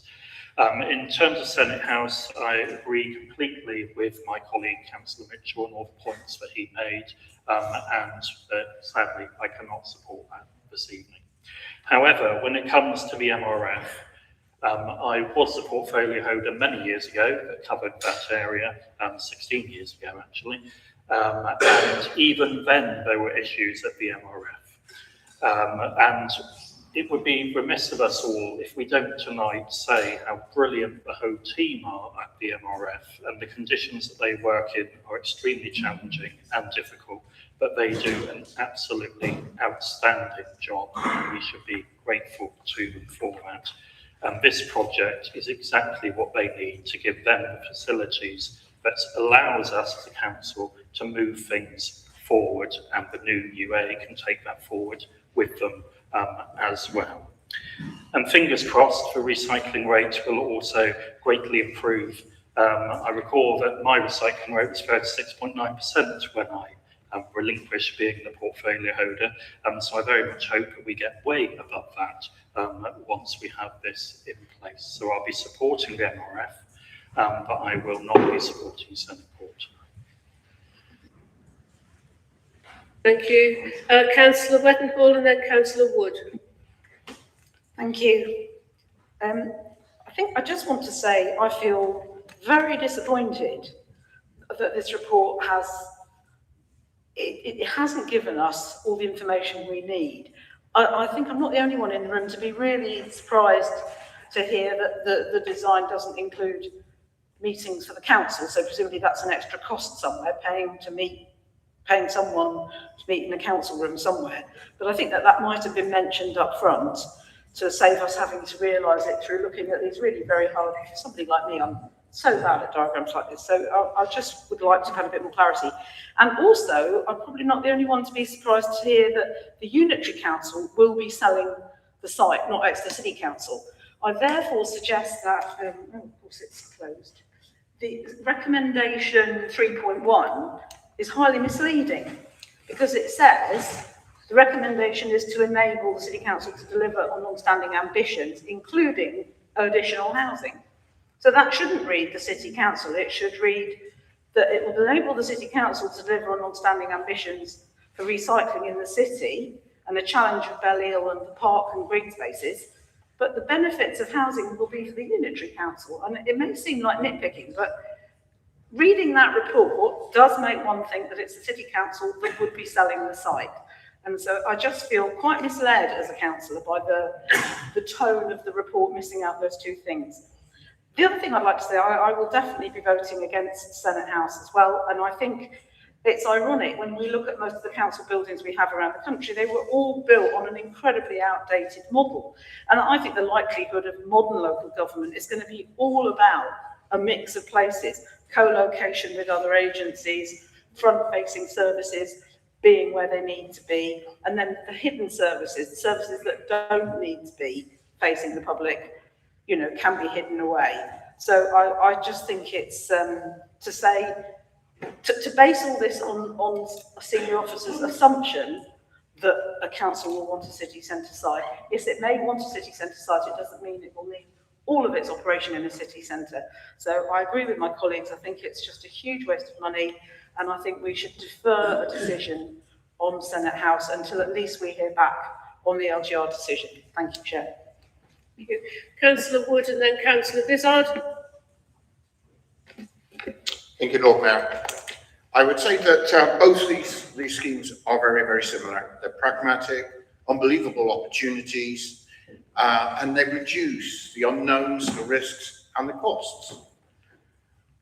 What I think with regard to where would facilities for recycling and waste, would they be located? Of course they would. We or our successor authority will need assets and facilities that are fit for the future. And our successor authority will be extremely busy, let's face it. It will not thank us for freezing all our programmes for the future and leaving them with more to do when they've already got a phenomenal workload to bring together the services of the county and Exeter in the new expanded or wider Exeter area. They won't thank us. We need to leave this council when we shut the door and switch the lights off. The last person needs to look back and see that we've done the best we can for the city and for the future of the council that will run this city and wider areas. Of course, our bid may not be successful. I will be extremely surprised if it's not. It's the one that makes sense. If we're not, the options that we're looking at here are flexible. The recycling handling will need to be near the largest concentration of residents, Exeter. Already, other authorities do bring their recycling in, so they already know this is the right place. If the capacity to deal with it is up to date, it's modern, why would our successful authorities curse us for doing that? That's mad. With regard to Senate House, it's big enough, it's been looked at, as Councillor Williams says. We've got to trust our officers. They have looked at other unitary authorities' needs, and that if our bid is successful, that building will be good for it. If we're not successful, it's flexible. But whatever presence is here, serving our residents in the city centre, will be the best state we can leave it in. We lose control soon. One way or another, we lose control. So what are we leaving behind us? Top quality waste recycling facility that's fit for the future, a city centre based outlet for council provisions and services in our city. That's what we'll be doing. This isn't about should we buy a new office. We own it. It's ours. It's empty. We're meant to sweat our assets. We're not meant to just leave them empty because we're not sure what will happen in X number of weeks' time. We know it's empty. We know where we are isn't fit for purpose. We are very, very confident that something will be based in the city centre. Why not make sure that what we leave behind us as an authority is top quality stuff? This is flexible, so if we somehow end up in a bizarre option where Exeter isn't recognised, we need to make sure that what we have done as an authority is leave the city in good state for those that take over from us. And that means the best facilities and the best provision of infrastructure. We can leave it in, that's what we need to do. We're going to not be here in the short future. All that we can do is control how things land and what we leave for the new authority that is fit for purpose. And it's nothing future-proof, but it's the best we can do. Thank you. Thank you. Councillor Vizard, followed by Councillor Moore. Thank you, Lord Mayor. I'll try not to repeat, but I agree very much with what my colleagues, Councillor Williams and Councillor Wood, have said. The opportunity that's arisen from this new MRF site is serendipitous and one we should not pass up. And I think cases have been made by many people that this is a key opportunity in terms of the capacity of the new MRF, what it will provide in terms of working environments for staff, which cannot, should not be underestimated, are really, really significant. So I'm hugely supportive of us taking forward that opportunity. Plus, hopefully, it will deliver a lower cost than the alternative option, which, as I said earlier, is refreshing to hear. In terms of the Senate Court site, I can't believe that Exeter won't need a civic centre, whatever the outcome of the unitary decision by the government. And yes, that is coming forward soon, and I'm sure we won't be too far down the line if we need to tweak or make changes and the decision doesn't go our way. It's not the same as the MRF where we're paying a lot of money up front to purchase something. This building, as has been said, is already ours. I don't believe that County Hall is a suitable site. It's huge, it's too large. I don't think we should be asking residents who need to attend in person a civic centre to go to County Hall. Homeless people, really, I don't think that's an appropriate place for the sorts of services that a district needs to offer, and indeed the unitary will need to offer. So I really think we need to quash the idea of County Hall being really feasible going forward for a whole number of other reasons as well that have already been made. In terms of timescale, look, I think if we, not making this decision now is risky. We've discussed this last time this came up, and the one thing we know about delays to decisions is that costs go up. That's inevitable, and I think again, by not making a decision, we would be leaving a financial burden there as well for an incoming unitary council. So I don't agree with some of the comments made there. I think that's pretty much what I was going to say. So I will be supporting both elements of the recommendations, and just join others in thanking officers very much for all the work that's been undertaken amid all the other things going on East LGR, and that will still need to be done going forward. So thank you. Thank you. Councillor Moore and then Councillor Banyard. Thank you very much, Lord Mayor, and I do want to thank you for all that hard work. It's an incredible amount of work on assets projects. I think it's really important that we're having this debate in public, particularly because it's about the purchase of a building owned by a business, and it's really important that we're transparent, so that is welcomed. And I do think the MRF project is an emergency. We've heard already about the staff welfare issues. It is quite a place to be working in if you've ever been down there, but also the fact that we have a real opportunity to improve the recycling rate, and that is absolutely key. We've been one of the lowest in the southwest for many years, and I do know Councillor Williams are going to tell me we produce the lowest per head of anywhere. However, the recycling rate is really very important, and that must make rapid progress. So I absolutely will be supporting that. In regards to Senate House, I am concerned that the biggest risk that we've already heard hasn't been flagged up in the report and an analysis undertaken of that. I don't believe that deferring a decision, delaying it by a few months until we're certain of the outcome and the way ahead would actually put up the cost that significantly, not unless you're telling me, Councillor Vizard, that inflation is going to go through the roof in the next 6 months in a way that we just don't really understand yet. So I am concerned that at this moment, this project, the Senate House, is not a shooting star, it is more like a shot in the dark. So we need to actually think about that very carefully. It's a lot of money, and actually welding us into a future decision, and that we might regret. So I'm afraid I won't be supporting that. If it came forward in a few months' time, it might be a very different matter once we're certain about the shape of the new authority. And last but not least, I want to speak up for the Quiet Park. Belle Isle depot is obviously based in the corner of Belle Isle Park, and no one's spoken about that yet. It's a really beautiful park, and if you haven't been there, please do. And the depot couldn't be more different from the park, but they rub along together. Any regeneration and house building will make a very significant change to that area along the river. The feasibility study has come back saying that actually it's a high risk of flooding and development isn't going to be suitable, housing development. I asked the leader a question about that at the scrutiny meeting a few weeks ago, and you told me that there was further feasibility work. I feel that we need to go back to the drawing board on this. We need to talk to the residents in the area about what's suitable for that site and come up with something that respects the role of the park in the community and respects the neighbourhood.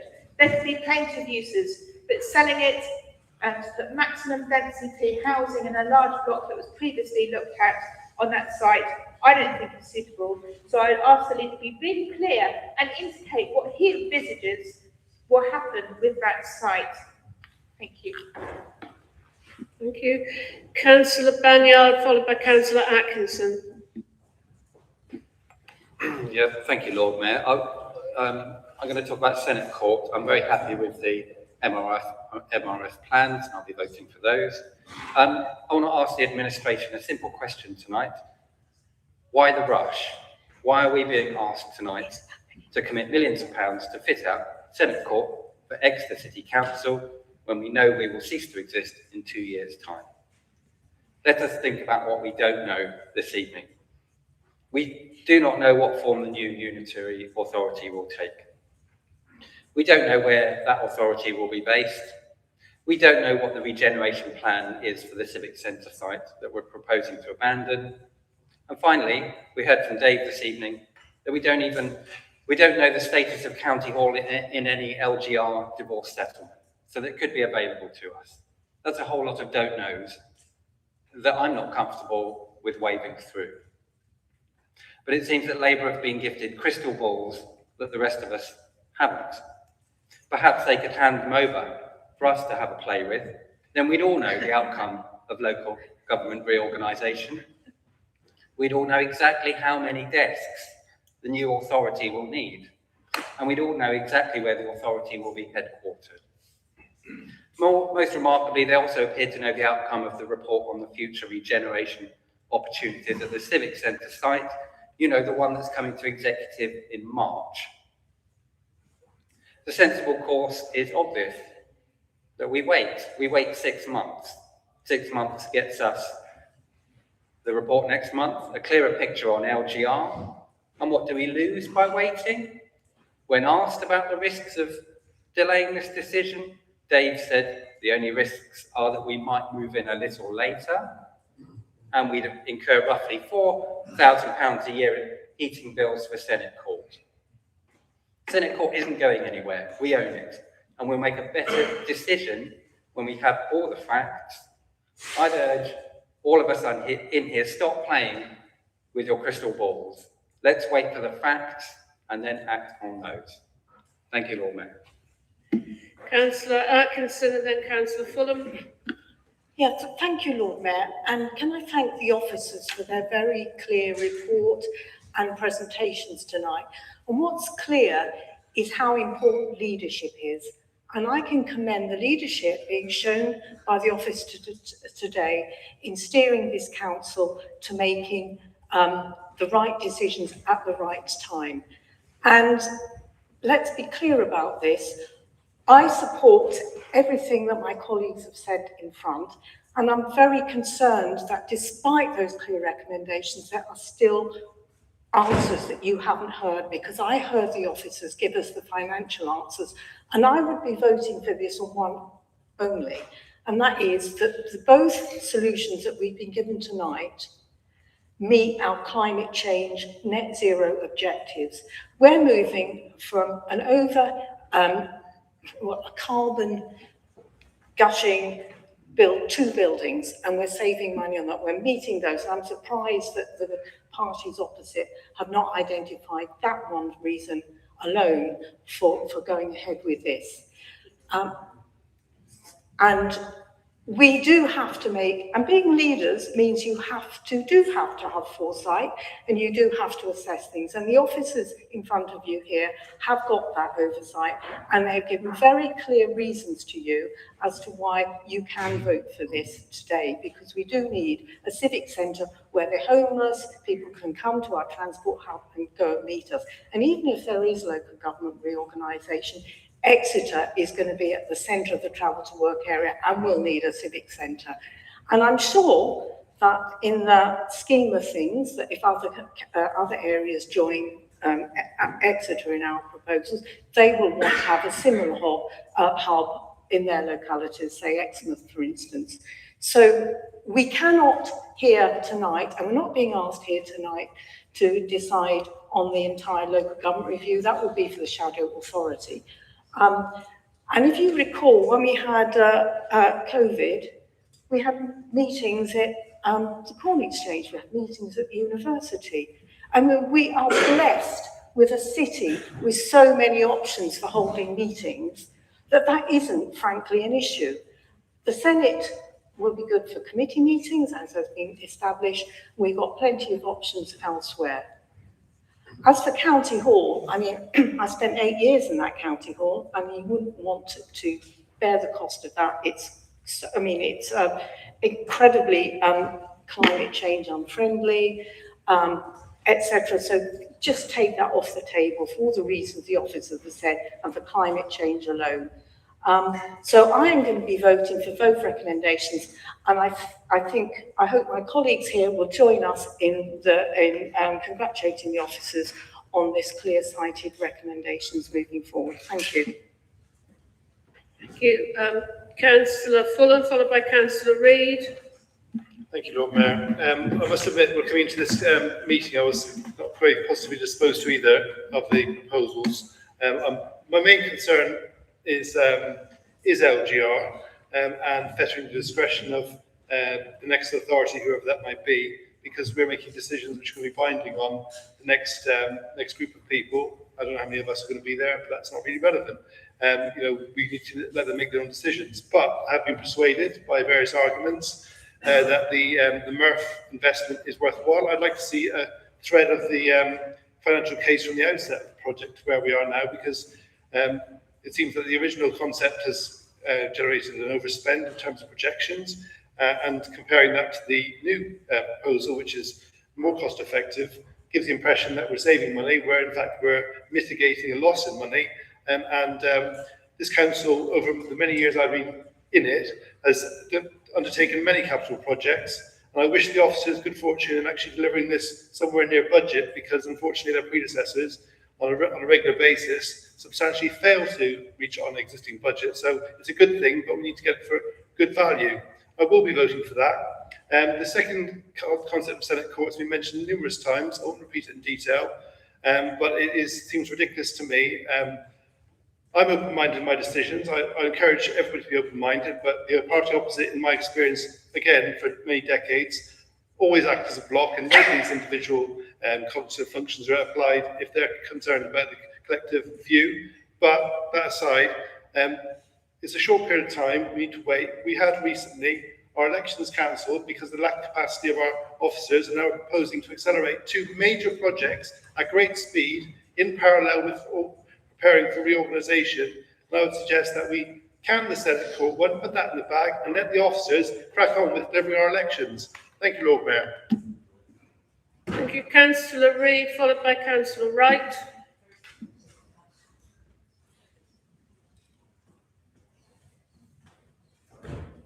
Thank you, Lord Mayor. Yes, as Councillor Bloom just said, so the figures look better, but that's because we're not putting the original figures in there. Because for the MRF, we did agree a budget of around £8 million. So let's be clear that the current figures are a really big increase. There's specifically an increase of over 50% on that to get over £12 million to get the new figures for delivery. But there is a great opportunity here, really helpful opportunity to create synergies, efficiencies, improve our recycling rate. I know we produce the lowest per head in Devon, but that is primarily due to much less garden waste, and we can't really be praised for not having as big gardens in the city as the rest of Devon. So it's not only just that. It's largely to that. You'll get your chance to speak. We did thrash it all out at scrutiny one time. But anyway, it is really important to create a more modern up-to-speed facility. It's really important, I believe, to create spaces that are fit for purpose for the staff, which they currently aren't, as anybody who knows, many of us, I'm sure, here have been to the MRF and had all the shaking equipment. So that's great. I do support that, but I am also concerned, as Councillor Moore is, about Belle Park. And I would really like to have more surety, so if Louis can speak on that, I really appreciate that it's going to be retained and respected as a quiet, nature-rich green space. Obviously, we had proposals before where there was going to be a set of buildings from Exeter City Living, which were critiqued for being too tall, critiqued for being too big, for taking up more of the space, but were relatively carefully designed to take care of the park. But I think we would be looking for something that gives us even more surety than that we're going to be retaining Belle Park in its current nature. But when we come to Senate Court, I agree with many of my colleagues on this side that, and I hope perhaps some colleagues on that side as well, that the timing doesn't seem right. There are problems with it. I completely agree with Councillor Knock, with your surprise about how a unisex loose, I think you said could cost £350,000. But I've got news for you, because the figure I believe I heard, it's okay, unisex loose can't cost £350,000. They cost £375,000. I'm pretty sure that's what I heard Dave say, which seems absolutely remarkable. So I completely agree with you. I really want to understand how that can be. And how the remodelling can be looked at, so this huge sum is not what the public purse ends up spending for something that we do need if we're creating a building that we're hoping is future-proofing. But the timetable to do it now seems just crazy, and I think it will seem crazy to all the people outside this chamber who will be made aware of this news, We are 17 weeks away from knowing what we need, Lord Mayor. We heard that if we delay it by 6 months, we heard tonight that the consequence of that is that it wouldn't be ready until Christmas 2027. We also heard tonight that the Civic Centre would not be sold by then. So this seems absolutely perfect to be our transition solution. We don't know what we'll need going forward. So many have said in this chamber, and as you said, Councillor Beckenhall, the hidden facilities won't necessarily need to be near front-facing services in modern council of the future. And indeed, my point is that they won't necessarily need to be in expensive city centre properties that can instead be used to generate income from the city, as Senate House will. So, you know, maybe Goldilocks and all our three bears will indeed be housed in wonderful East Devon shed, as Councillor Mitchell said. Maybe that's where they're going to need to be. We just don't know. So, and we heard from our Section 151 officer that the building became available, and that's why it's a great opportunity. And that's the reason for the timing now. I asked him that question. That was the answer that came back. But the property didn't become available. We had to evict a tenant, and we had to pay not far off £500,000 in compensation for that.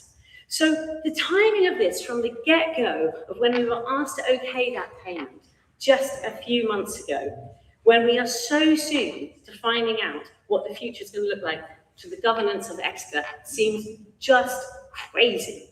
It really seems just crazy to everybody on this side of the table. I think perhaps it seems crazy to people on the other side of this table, and I hope, if so, that you will exercise your right to vote as you choose. And I think it will definitely seem crazy to all the people out there in Exeter. Thank you, Lord Mayor. Councillor Wright, followed by Councillor Cookson. Thank you, Lord Mayor.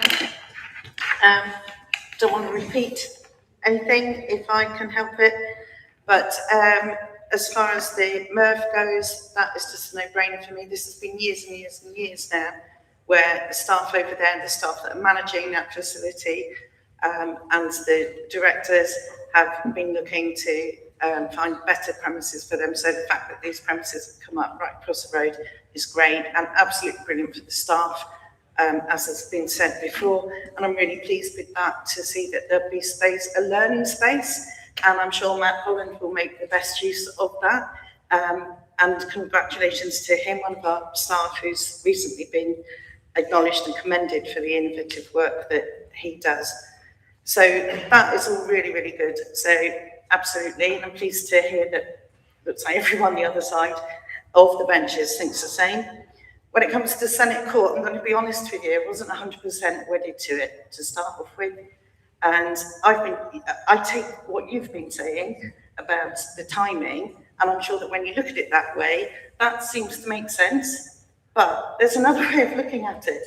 Regardless of whether it's going to be a one unitary Devon, God, hope not, whether it's going to be the 5, 4, 6, 2, 3, 1, whatever, or an Exeter unitary, what is happening in Exeter for residents will carry on. It doesn't matter so much where those boundaries are. You will still have people that need to be able to come in and talk about their housing, which is a really important thing, and that's our front-facing part of it that we've got at the moment in our customer services. Whoever ends up, and it won't be a whole Devon, we know, how can it possibly? So that's my crystal ball prediction on that. There's absolutely no way it will be a whole Devon. There are 133,000 people in Exeter. Nobody's going to expect anybody in Exeter to go to Barnstable to go in to talk about their housing in Exeter. We are an authority that's got one of the biggest social housing amounts in the whole of Devon. We are not going to, whoever's in charge is not going to send council house residents or homeless people or people at risk of being homeless to anywhere other than Exeter, unless it's a whole Devon thing. And then where will they go? County Hall. Well, has that been happening anyway? No, it hasn't. So that sort of argument, I'm coming away from now, that the whole, let's just wait until we find out what's what. There are loads of things that are just going to carry on anyway, And this building will be so much better for it. I'm really surprised, and the crystal ball that I'm handing you now, I think you've just dropped, because nobody on your side of the bench has mentioned the fact there'll be public toilets in this building. Now, that's something, along with markets, that you absolutely chew my ears off about all the time. And we had a talk about public toilets just as we came in. There will be public toilets accessible on this ground floor here, and that's going to make a difference for a lot of things. So the Senate Court building, another huge thing for me is the fact that that building that we're all in at the minute is absolutely hemorrhaging fuel and costs and CO2. It's really not a decent, healthy building to be in. So absolutely agree with Councillor Atkinson, what she said about that. That's a huge issue. Both of these things are to get into a greener place, a greener space, and it's not going to be a waste. When we find out what's happening with the unitary, if whoever's in charge wants to then re-let Senate Court to a load of students or whatever the new authority decides to do, the building will still be there. So I say, let's just go for it now. Why wait for 17 weeks? The arguments won't be any different. Thank you, Lord Mayor. Thank you. Councillor Cookson, that being the last speaker I've seen, I'll then call Councillor Violet. When supporting the recommendation for the MOVE, every member tonight supports the better working conditions possible in the new site. However, when the working environment at the Civic Centre is discussed, we lament the poor accessibility, the poor carbon footprint, the one lift.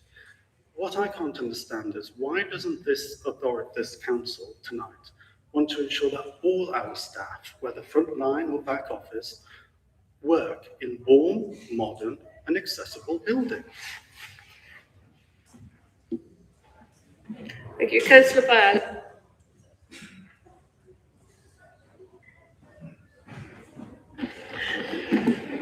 Well, I'm going to start with Councillor Cookson, because that told us. That completely told us. And I thought, well done. Simple, short, sweet, to the point. Thank you very much.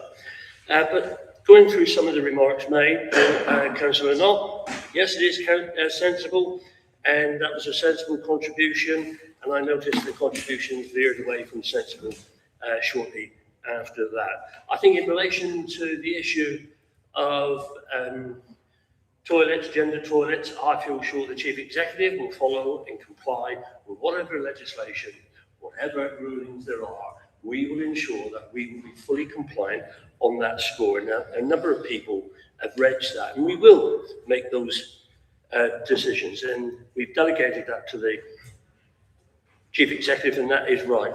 Councillor Patrick also mentioned about dignity and welfare of the staff, and I think we should remember this as we make our decision. Councillor Palmer, a bit confused. I can understand you being confused, but of course, do nothing isn't the best answer. And this may address some of the other points that many other councillors on that side mentioned. Doing nothing. Let's put it all on. And I can't remember, how many weeks is it we've got to go? Yeah, I thought it was something like that. But do nothing. Let's do nothing.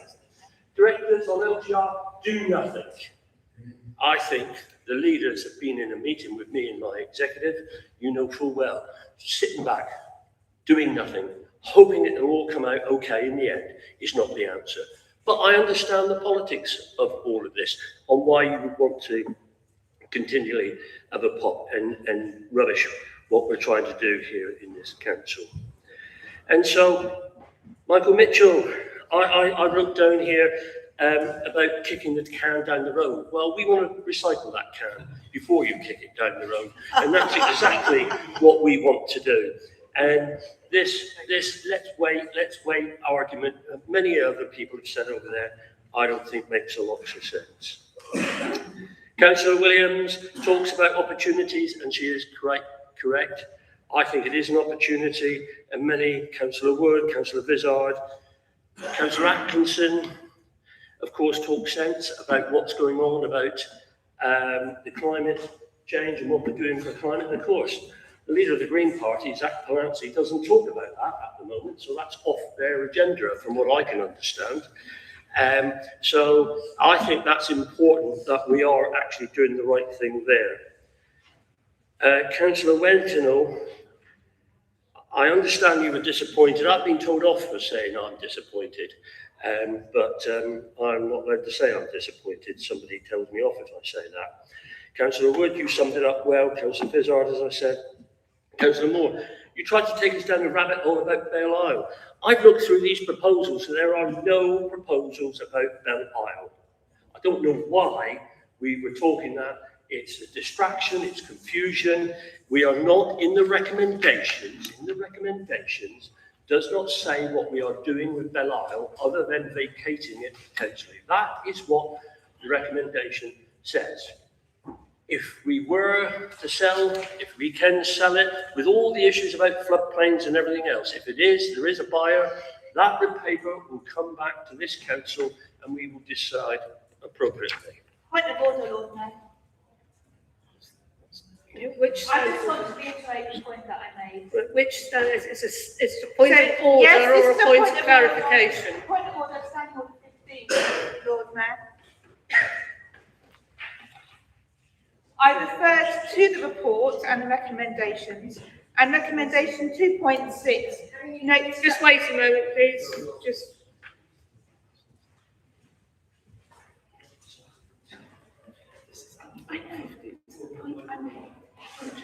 We said standing order 15, which starts 5 clear working days notice of executive meetings will be given to the executive members. So I don't think it's that standing order. Okay, so it talks about referring back to what you've said. So it's standing order. Okay. I'll clarify. The recommendation talks about Belle Isle, but it doesn't make any decisions on Belle Isle. Those decisions will come back. That is clearly the point I was making, but I see this disruption tactic is not well received by myself. Hang on, please, Councillor Moore. Do you have a standing order that you wish to refer to? Yes, I have a point of order, which is a point. Okay, I looked it up and it was standing order 15. Sorry, I can't tell you precisely. I wrote down standing order 15, a point of order. I'm asking to be able to clarify what I said. I know what you're asking for, Councillor Moore, but please can you refer us to the relevant standing order? Because otherwise it's impossible to see whether the point of order you're trying to make is actually a point of order or not. Thank you, Lord Mayor. I'll look it up while the leader continues and then I will find the correct standing order to address you with. Thank you. Leader. I won't go back over everything, but just to remind, 2.6 clearly talks about Belle Isle. It does not make any decision about what we're going to do with Belle Isle. Whether it's going to be a green space, what you were talking about, we've not made any such decision. That is the point I'm going to get, Lord Mayor, and that is it. And now I said I didn't want to go down that rabbit hole about talking about what may or may not happen with any report that comes forward, and I think that is the right way forward. Councillor Banyard, a simple question, simple answer, because we need to, because it makes sense, okay? And that's what makes sense. We've got a building there, we've still got an old, out-of-date building, the Civic Centre, and the costs are racking up each day as we go through. It makes a lot of sense to move, and it does. And all this concern, the other rabbit hole that we're going to go to LGR, at the end of the day, the shadow authority will make those such decisions of where they want to base themselves. It will be a matter for them. So start thinking about it, Councillor Mitchell. It's a matter for that new authority. What we need to do, Councillor Wood said, is put ourselves in a position whereby we are making sure that we can go forward. I've been to Plymouth Council several times, okay? And as for an idea, we want 72 councillors. If we get our way, they're all going to be wandering around Senate Court. Well, the 39 isn't wandering around the current building at the moment, so it don't work like that. So there again, I would like the people to try to not have too many red herrings on all of this. Well, Mayor, it became apparent to me in the questioning that minds are set against it, and I get that. Here we live in a political environment. Why would you want to agree with this? Why would you want to do that when you can make hay on social media and everything else about what we're doing? It does make sense. It will send. There's no right reply for you. It will make sense on what we're trying to do. I wrote down risks. I think there's a greater risk of not doing it than doing it. That is my view. And that is where I think a number of us are trying to look at. And there's lots of options that the new authority will talk about, and I just think you're confusing it a little bit on what we're trying to do. So, Lord Mayor, we discussed the Senate Court on the last occasion. This makes perfect sense. We will have a building fit for the future. The figures we had on the financial case make sense. Nobody has tried to challenge that. Over a 10-year period, £868,000 saving for whichever authority it will be, but that will be a saving that will come forward. It was all there. It makes eminent sense to me. It makes eminent sense to me and a number of my colleagues. And Councillor Fulham, I won't say disappointed, I shouldn't.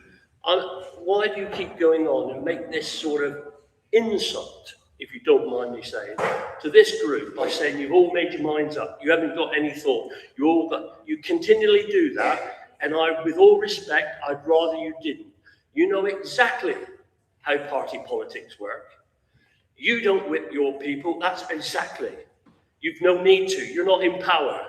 You're going to have to start taking that responsibility if ever you do see a unitary and be in control, because you'll have to drive some difficult decisions through and you will have to convince your group of that. That is a problem I would like to see you deal with in the future. So please spare that and try not to denigrate us in the eyes of the public by continually saying those things, as if the councillors on this side of the bench haven't got a view on any of this, because I can assure you they have. And you can shake your head all you want. I know how it works. You don't. So I think we need to be sure about all of that. And Councillor Reid, I think I answered your issue about whether it would be a green space. I don't know. We'll wait for the report. That is 2/6 of it. We will see that report when it comes back.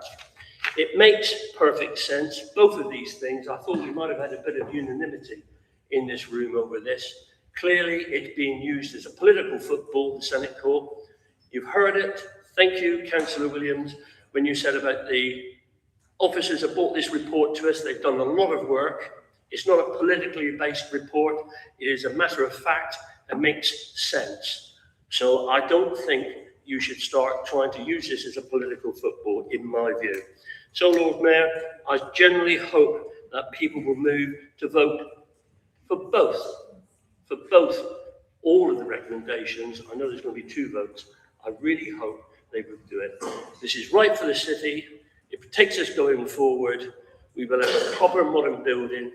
And I really do like what Councillor Cookson, I wish he spoke at the start. I really like what Councillor Cookson said. Why can't all of our staff have decent conditions, a decent place to work in? And I think we should be striving that. Thank you, Lord Mayor. Thank you. Councillor Moore. Thank you, Lord Mayor. I'd like to move standing order 10.15. Yes. Before you make your point, I would like, because the public will have heard us talking about standing orders, so I will just read out the last sentence and why it is a relevant standing order that you can speak on.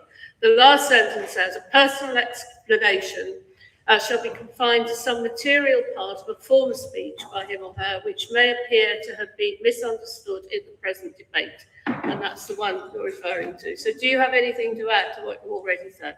Yes, I have 2 points which clearly have been misunderstood.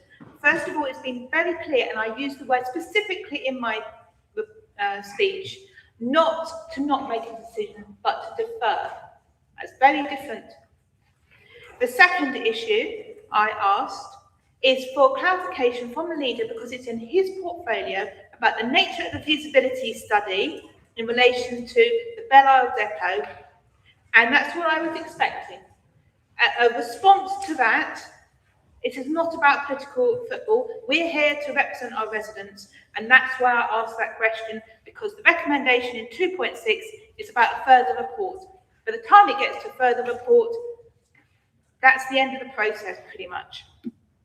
Thank you. Councillor Byam. Yeah, so the last point about the feasibility study, I did answer that question at the scrutiny committee, and I said a report would be coming. I'm waiting for that report, and that's how we will deal with it in that way.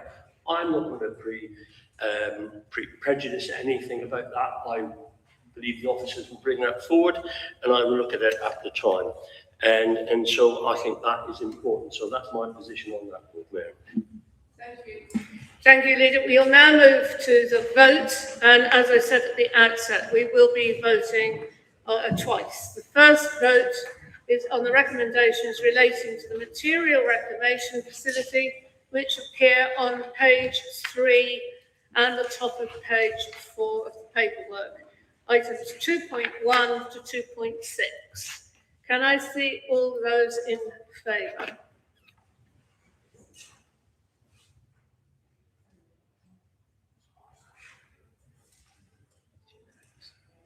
Unanimous? That's unanimous. Thank you. So we will now vote on the recommendation.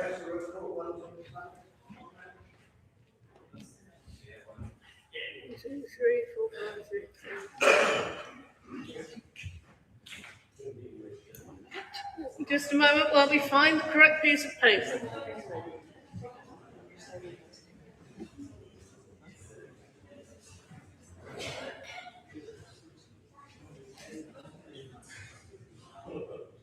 Just bear with us, there are some councillors missing this evening and we're making sure they've been crossed off the...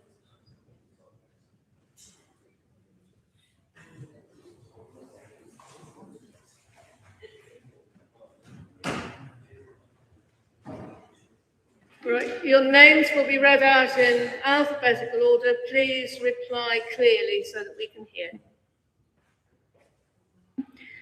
Councillor Osbashan. Councillor Atkinson. Councillor Banyard. Councillor Begley. Councillor Bennett. Councillor Bialik. Councillor Cookson. Councillor Darling.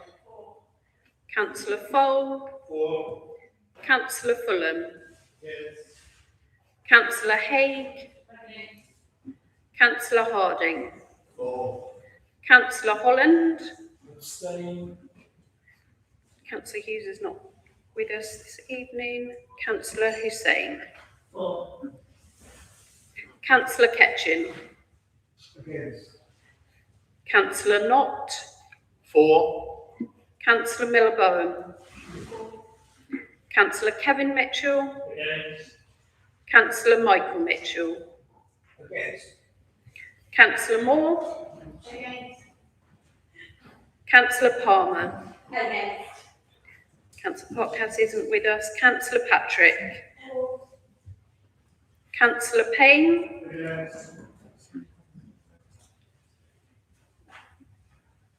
Councillor Poll. Councillor Reid. Councillor Rees is not with us. Councillor Ralston. Councillor Sheridan. Councillor Snow.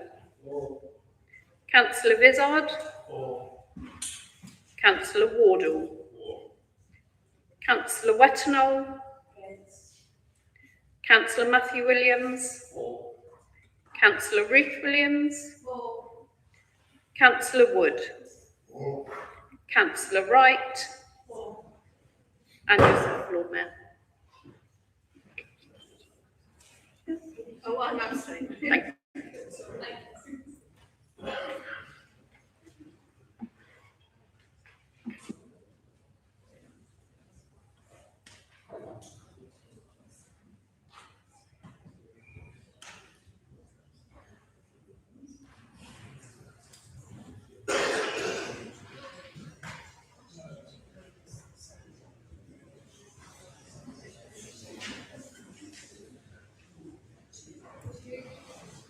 Thank you. The recommendations are carried by 21 votes to 13 with 2 abstentions. Thank you. That brings us to the end of this evening's meeting of Council. I now formally close the meeting. I think there might be a bit of coffee for those wanting to stay. I get the nod.